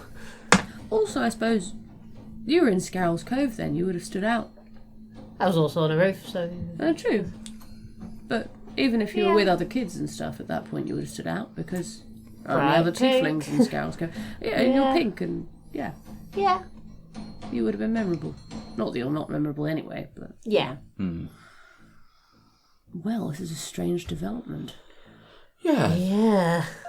Are you okay? Do you need a cup of tea or anything? Do you want me to get some tea? No, that's fine. I'm just... I have a dragon on board my ship. I'm just sort Having of a small coming to aneurysm. terms with that. I have a dragon and a lycanthrope aboard my ship. Yeah, but both of those we don't talk about to anyone. Maybe we should tell Molly about that one. We don't know anything for True, sure. we don't know anything. Maybe that one we really don't tell anyone because that is also personal and she seems very nice. Oh, so we've got a sanctum. Make a very close sanctum. note of what the phases of the moon are. Yeah. Yeah, we should... The floor of the sending room. Yeah, the last two. It's just the floor. People can listen through that. Unlikely most people would, and also most sendings aren't done verbally. But things that we're talking about in there. Scrying. We scry in there and talk about what you've seen. Yeah. We need to be a little bit cautious. We do. Is there a way we could dampen that? Because it would be nice to have somewhere we can talk about it. Maybe we scry in there and then go to your cabin. I nod at Corzin, which is a little bit bigger and further away from things and actually sanctumed and also harder to listen from underneath. Maybe we make that a habit. In the short term, I think that's the best course of action. Also, in the more long term, maybe... Well... If we stop off anywhere, see if we can buy some... I don't know, some carpets or something we can put down. That won't look at all suspicious, but yeah, we should. Big, thick carpets. Lots Sounds of nice. cushions. Soft things. I mean, it's Like a later in little the nest. evening, but you could always send Vig out to see if you can buy some rugs. No, don't let Vig have an evening off. Let me get a night off. Fucking hell. Yeah, I'm going to leave that for now. He's already out arranging arranging the wine sales, so you will still need to send him out to pick up the amount of samovars you want. Right, yeah, we'll do that. So he is happy. So you can send him to try and get you some rugs while he does it. Right, I suppose I've got to go and let Molly know then. Yeah. This is going to be good luck interesting. with that. No one else can know. Otherwise, Really? It's dangerous.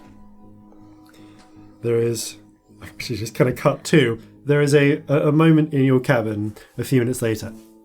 Sorry, there is a what on the same ship as you, me, and our child? Oh, God. A dragon, apparently. No, I'm not crazy about it. Although... It is seemingly passive at the moment. Corzin, sweetheart, darling, love. Why is there a fucking dragon on your ship? Because... There's that sort of kind That is of actually wanting a really to good reason. wanting to raise her voice, but aware that your child is sleeping in the next room. Because a short while ago we did a favour, or rather we had a favour done for us that ensured that, well, all of us are still alive. And in return, the people who did us that favour wanted us to deliver a package to Sunder.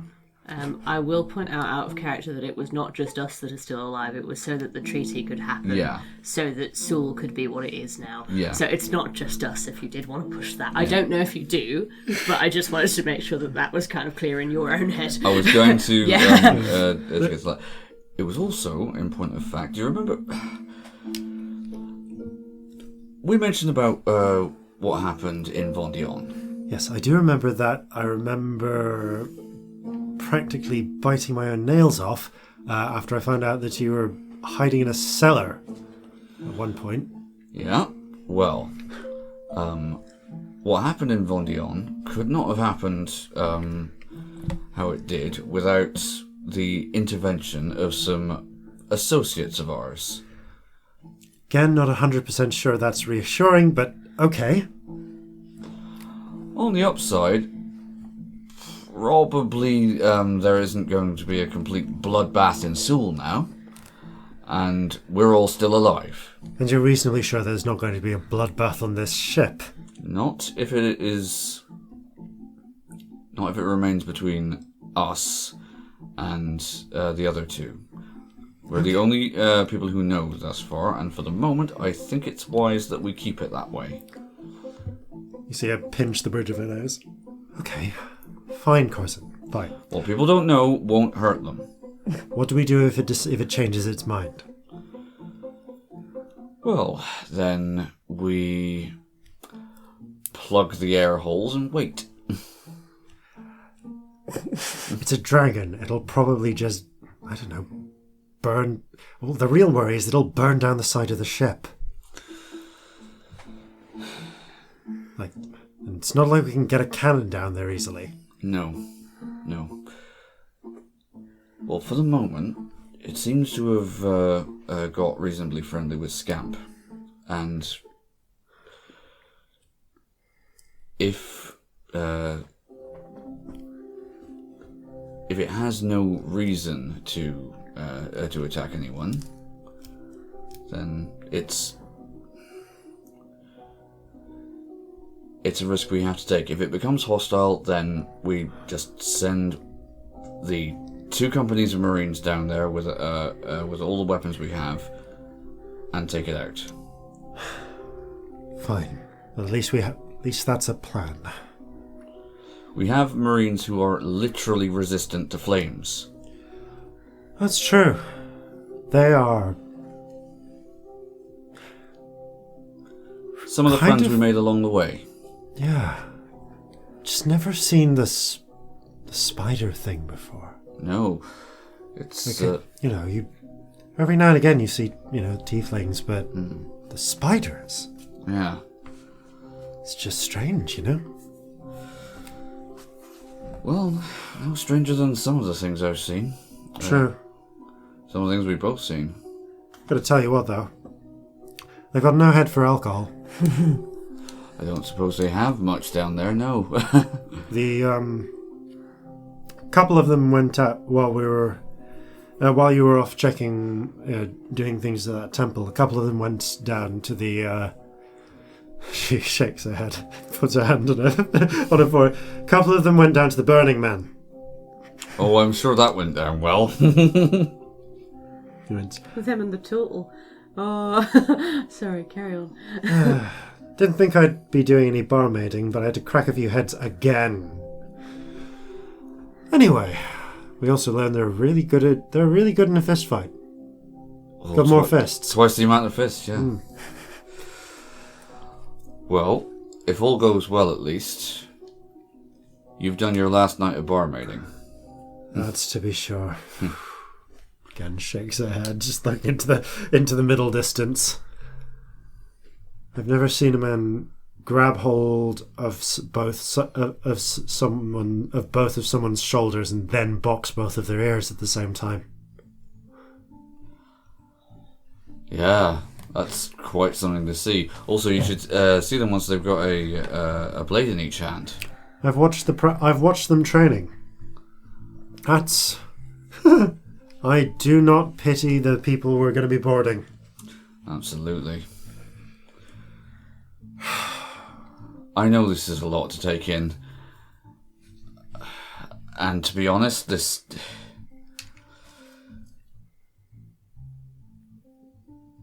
In spite of everything, I think the biggest takeaway from all this is that, well, we've got what we've been working towards for so long. Now, things just get more complicated. She smiles and shakes her head. I'd forgotten how much I loved it.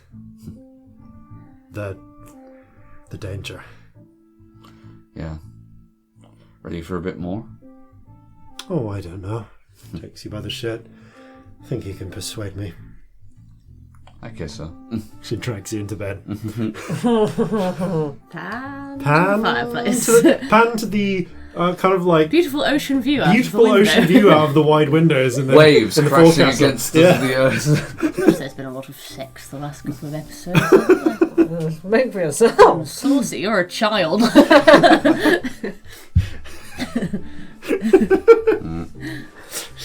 Had a weird image of like, well, you don't know what the dragon's been up to, but probably not visiting that secret dragon brothel where it's what? Probably not. No. Secret dragon brothel would not get a lot of custom. The silken scale. Oh, no. Oh, well done. That is going to be the name you- of Dragonborn brothel somewhere. Okay, right. Oh, you horrible little man. Well done. That was the worst. I enjoyed Regardless. it thoroughly. As you take your rests and begin, and come the early dawn. Well, actually, as you take your rests, V comes up to seeing that both the captain and the first mate are currently indisposed. Is going to approach the pair of you. Is did notice that. Sorry, how many crates of these samovars did you want me to buy? Let's seriously talk about this out of Yeah. character for a second, Yeah. because I we assume do you had need that to have been discussion involved in this earlier- season, earlier and right in the now day. you're having sex in character. Yeah. So So earlier in the day, I yes. make no apology. We knock on the door and ask, Corzin, how many samovars are we we don't do that. You haven't seen each other in months. Have Like- a lovely time. Scamp moves to talk, and you just like grab them by the shoulders and not turn them time. around. Give him some time with his wife, for fuck's sake. But yes, let's assume we talked about this in character. We have 830 gold with what to buy stock. Also, we now have a couple of hundred each if Yeah. we wanted We to still add need to that, or 600 if we wanted to for have wages, left don't we? over. No, 6,000 for wages I have already taken Oh, off. Yeah, okay, it's right. already Yeah. booked in. We have that, but Yeah. we've agreed to put it aside for wages, so I'm Right, not fine, adding it fine. to what we have to play with. So yeah, we have 830 plus, as I say, a couple of hundred each if we want to fuck about with it or have stuff left over or whatever. Right, okay. So- That would be 600 for wages. You put aside, not 6,000. Yeah. Because a month's I'm spare wages is confused. 600. You've already paid 2,400 at the start to pay the 4-month You journey. said 6,000, and that's definitely what we've put aside, I I swear. remember we said we'd have another 600 put aside just for Yeah. Spellman's So, yeah. I think wedding. you've got an extra zero on there. I have no idea. I'm sorry. There's It's a all right. lot of maths, and that's I've been a keeping track curveball. as well. You have had set aside 600 after all your expenditures for Okay, wages. and that was... I've added this up wrong, and I don't know how to correct that on air. We'll look at it later. Suffice to say, yeah, I've been keeping track of it as well. You should have 600 that you'd saved, Yeah. not 6,000. Oh. What was the number that you had written down? 6,000 and... I had 1,680 that wasn't crew wages Yes. saved up, and another 170 Yeah. from So, somewhere. I don't know where. so you had already put that 600 aside. So that was... No, 1,680 was from what Vig just Yes, gave just us from gave you. wine. Yeah. 170 was what we had left last time after Yes. buying healing potions and all that Okay, shit. Yes. cool. Yeah. So, But- yeah, we should still have 830. Yes, you do. What I'm saying is that you don't have 6,000 in the spare. You have Stowaways? 600. If I have done this maths wrong, please do not tweet me. It was weeks ago. Yeah. Like, seriously, Yeah. you're not. There's going to be no impact from you tweeting me about maths. Please don't. Just note that you have. Just note that I you love have. you all, but like, please don't maths tweet me. Just note that your crew wage reserve is 600, not 6,000. Cool. I think I have actually written that down. I Yes. think I've just got an extra zero in there Yeah, somewhere. I may have said it wrong last week or something, but you have But 600. I'm concerned that we've cheated ourselves out of thousands of You I have don't think not. we have, I no. have been Yeah. separately tracking how much you've been spending and how much you earn, awesome, and lovely, your maths is right. You've just got an extra zero there. cool. That's fine, okay. I have literally 5 pages of maths, so when you were saying Yeah. it was wrong, I had a small aneurysm. No, and so I you've got can't how pretend much? otherwise. How much do you have left? It was 800. 830. So you can get at least four tons of samovars. It would cost it would cost you 850 total to get 5. So you need to stick another 20 in. I can do that. Yeah, I can do that. I if got you some money. Do you want 20? Was it 20? want. Put some in if you like. I don't mind. I've got I got loads. loads I don't need. Cool. Okay. You buy, should we get 5 tons then? you get 5 tons of samovars. And that is now all of our ship funds gone, but we do have a little bit of Yeah. personal if we need Yeah. a few hundred. I mean, obviously there is also the 600 on wages that we have. Yeah, which is You're fine. gonna extra sell We just don't in case. technically necessarily need, but we just don't want to set sail without without having one any money. Yeah. wages in bank. Exactly. So you know that is crated. The crates are brought in, and eventually you get your rest. Morning comes, and on the 13th of Falling Blossom, you set sail, making your way on and out of the bay of the bay and up along the Dragon. Actually, still the edge of the Dragon Coast, past the Jade Sea, and north, back through and around to Meadmere. You begin your journey, the long journey, heading on and out, onwards towards Sunder. So, just keeping an eye on things. You make your way back around the coast of Meadmere.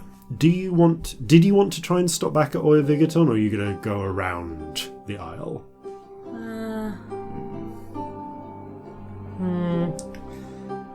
What would we be stopping back there for? Treasure. The piles of absolutely. treasure sealed in the walls. Treasure idea. would be nice. Yeah. Scry on the dragon.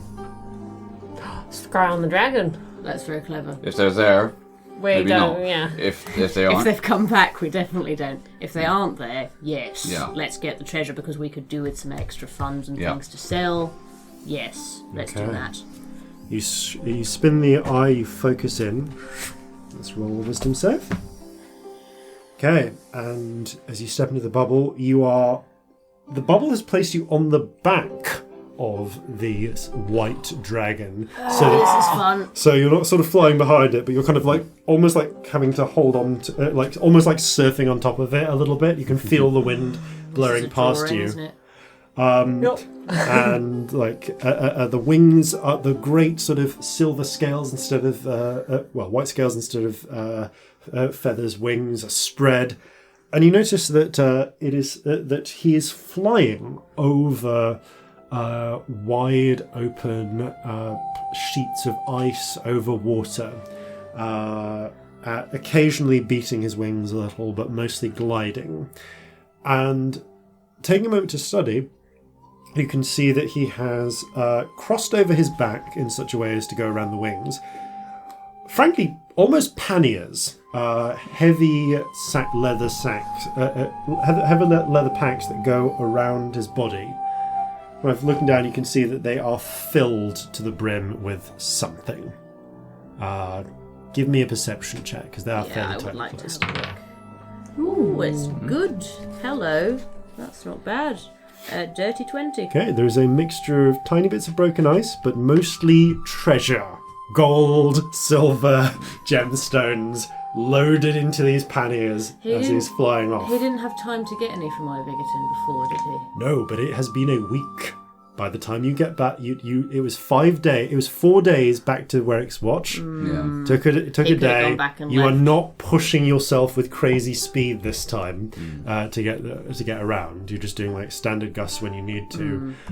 You make it. By the time you make it back, it has been a full week. So he could have gone back. Yeah, you arrive. Like by the time you get to Oivigaton, it's like the 18th, and so scrying the day before, or like on the start of the day as you're approaching, Makes sense. you see that he is already flying and carrying these panniers full of wealth. I enjoy dragon surfing for the next 9 minutes and 30 Yeah, seconds. if you want, you can kind of climb down on his neck. He's completely unaware of you and do the whole Falcor thing. Oh, I Because do. a I never-ending do story. Yeah, all the things. Yeah. Yeah.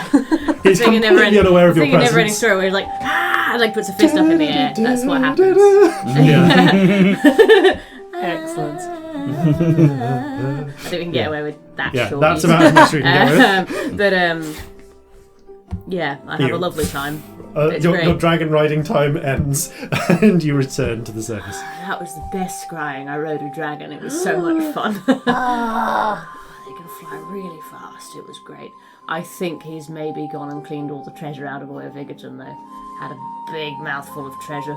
Don't know it was from there, but that's probably what I'd guess. Yeah. So it might be a waste of our time. We could have a little check. We could have a look. How long is it going to take us to get there if we go out of our way to get... You do not actually have to go specially out of your way. The fact is that it was broadly on your way, which is why you got trapped by the storm. Have a little fly and then catch back up with the ship? It's worth it, I think. Yeah, we could do that, couldn't we? Yeah. If there's even just something left, it's... Yeah, could we literally not stop the ship and just... How fast do you travel when flying? A dash you do 120 feet, don't you? Yeah. Because of the position of Vigaton versus like you can have the ship travel at a slightly slower pace. Bearing in mind that the ship does at its travel pace move like 80 feet per round. Yeah. So flying kind of on an angle. I'll say that you have the ship slow a little bit rather than fully stopping to allow yourself time to fly over. So you do fly up, and without the raging wind, it is much easier to do so. Or at least, oh dear. So there's What have you rolled for weather? weathering weather. Okay, so yes, there isn't any raging wind. It's actually completely calm. There's only the lightest breeze, which the ship is kind of taking advantage of to continue moving. But already we're moving at quite a slow pace.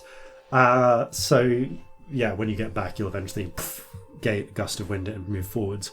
But flying around, it is, however, very heavy snow. Actually, no, I looked at the temperature. It's not snow. It seems like the natural weather has reasserted itself for spring, and instead you're getting chill spring rain that you're flying through, soaking you to the skin. I'm cold. I hate it. What's her name? Your pigeon companion, Marjorie. Thank you. Even relatively new companion. Even Marjorie is kind of tucked into your pack rather than flying under her own power at this point because it's warmer and drier. But flying out, you do make it to the great iceberg of Oyvigaton. It's almost a little quiet, a little sad. You fly down. The village is abandoned. A handful of the igloos remain, but the yurts have all been packed up, stowed into their hidden boats, and are gone. There is no sign of the seal hunters. They have left this place and have no intention of returning. Fair. Sensible. You do make your way down. Corzin. No, actually Scamp, I'm going to say for this one. Roll a d20. Oh, no. 12? 12. Moderately lucky. Okay. The larder is empty. It looks as if there are, well, not entirely empty. There are a few scattered bits and bobs of like half-chewed meat. And there are strange tracks in here. Kind of heavy claw marks which look recent, but also harder ones that are a little bit more difficult to discern just looking around with like a casual glance. We should be quiet in case there's still the kobolds and the trolls. Yeah. Yep, quiet's good. Okay, make a stealth check. Natural 20. 7. 24. You move as quietly as you can, Celestia. It kind of slips a little bit and you catch her. Yeah, one if you like. Yeah. Now you're making noise. You're going to catch her and make your way through. 26 total. You find a couple of bits you didn't find before. You find in the little warren there are the chambers that the kobolds had been using. You also you find that signs of, well, frankly, there's a small rubbish pit in one corner where various bits of refuse have been thrown. They weren't necessarily the cleanest house guests, but there was at least a little separate like pit where they threw it into. But again, signs that of quick vacation, of things being pulled out and stashed. You head to the chambers that used to belong to the trolls. Again, abandoned. You go down and you actually find a hidden little grotto where, from the tracks in the ice, it looks as if little boats of some description have been pulled out. Kind of takes a moment to study it. Corzin, give me a survival check. Okay. Ooh, that's I was totally going to give you inspiration, but you don't need it. Yeah. You're fine. that's 25. I'll save them. Peering around, looking through, you can tell that this used to be some sort of little secret grotto for sailing away from. And judging from the tracks, you can tell that there were 4 sets of boats in here. 3 small, little rowboats, and one which you would guess was a much larger one, based on the single heavy track it has left being pulled into the icy water. You can see how the tunnel goes out into the just into a little, what would be a very little outlet on the edge of the ice. It's designed to be a secret escape tunnel. When you say larger, is it like a skiff or something? More like a heavy kind of rowboat. Okay, right. And something that gives you mind to this is you find there are a few attached little rooms where something was stored. You see signs of places where things were just, like jars and things being held. And tucked under a little ice shelf, like a little carved shelf made of ice, in fact, you find a little bit of broken wood, what seemed to have been the edge of an oar. But the edge of that oar is beautifully just carved with little designs. Seems, judging from it, looks like it'd be a larger oar than you would use for a little rowboat. Probably would belong to one of the big ones. That's pretty. Yeah. And again, these chambers, like most of the chambers, have been beautifully ice carved in the walls. As you look at the round, you see notes. You come back up to the larder, you look, and you can see that the larder has been stripped by 2 or 3 different groups. There are the claw marks, which you would guess would be a Rothator going and taking a final meal before leaving.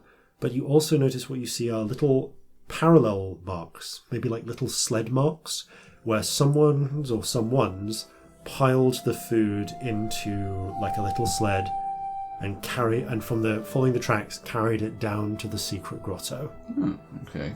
Where it was presumably loaded into whatever boats were there and fled with. Looking around, no sign of the ice troll's tools, no possessions left. And returning down to examine the ice caves, you can see at the bottom what used to be a Rothator's lair. The walls have been clawed out with thick claws, most of it stolen. Well, not stolen. It was arguably stolen in the first place, but reclaimed, I'll say. You do find a certain amount of... find a certain amount of essentially coins that were too far in or were just missed during the sort of grand scrabbling and scrambling, as well as a couple of gemstones. You find 4 red spinels. What are they? They are a type of jewel, very similar in appearance to a ruby. Okay. Actually, slightly rarer than rubies, but worth less because the value of gemstones is based on perspective as much as rarity. Are they a little bit less pretty than rubies? It's debatable. A lot of people feel that they're as pretty or slightly prettier, but yeah, they are less valued. Let us say. We've just been watching Steven Universe, and there's a character called Spinel. Yeah. That's all I can think about. I said 4 of those, didn't I? Yeah. Yes. You also find in Robbie's googled it. It's really pretty. yeah. You also find in mixed silver and gold coinage. Okay. 200 gold pieces. Okay. And you find a small. You also find a small rough emerald as well. Okay. Shall we put this money on for the ship? Yep. Rather than individually, because we For the- spent Yeah. all the money on the ship. For Yeah, the makes sake of sense. record keeping, the spinels are each worth 150 gold pieces, and the emerald is worth 100. So 600 gold pieces worth of 600 for spinels and 100 in emerald. The spinels are cut, but the emerald is not. It's another month and a half of wages. Yeah, and just Excellent. funds Yeah. for stuff that we might need. There which is really helpful. was probably enough gold here, enough wealth here at some point to probably buy 4 ships, but Yeah. the dragon took it with him.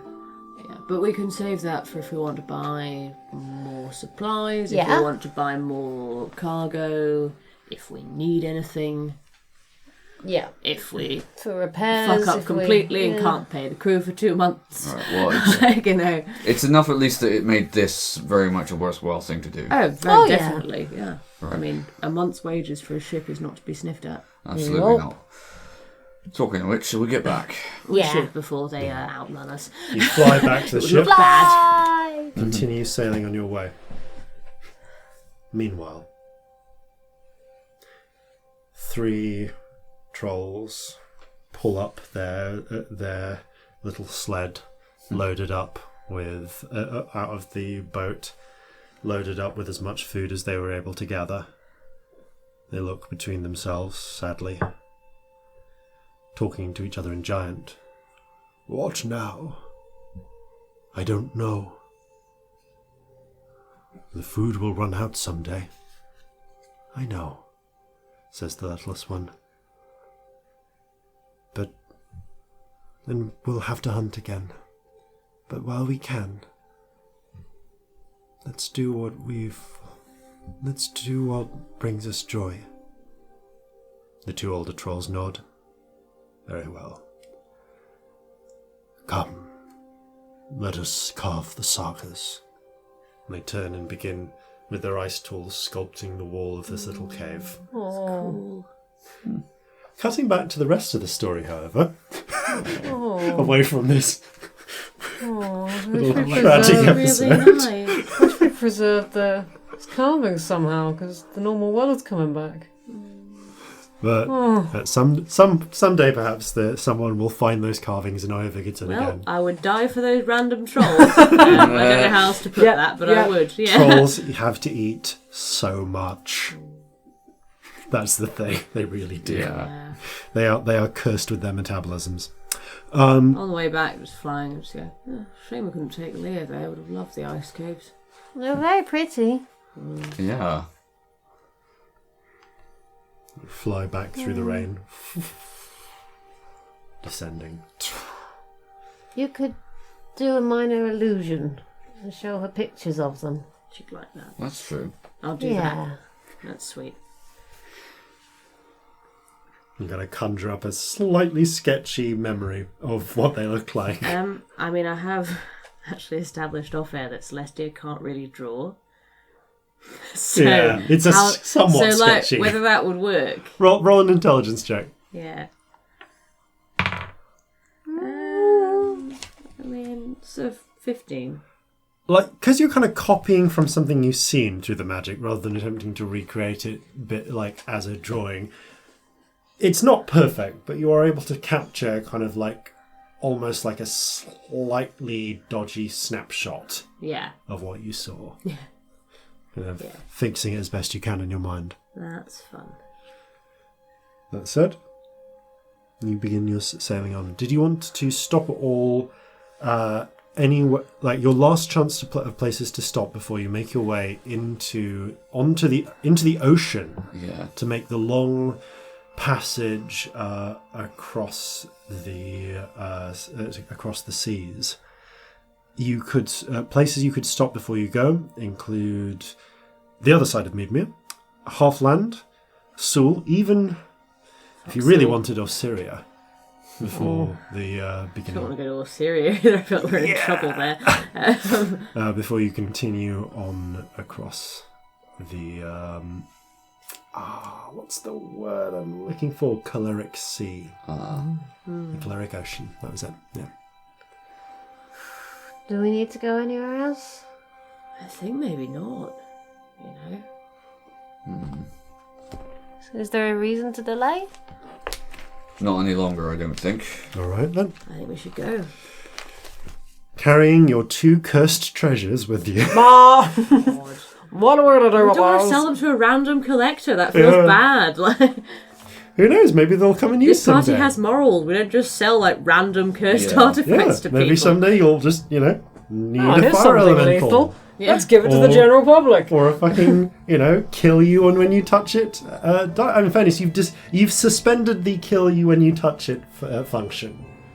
For now. Yeah. If you ever want to, you can try and figure out how to reactivate it. No. No! Why would we want to? Absolutely not. All right then.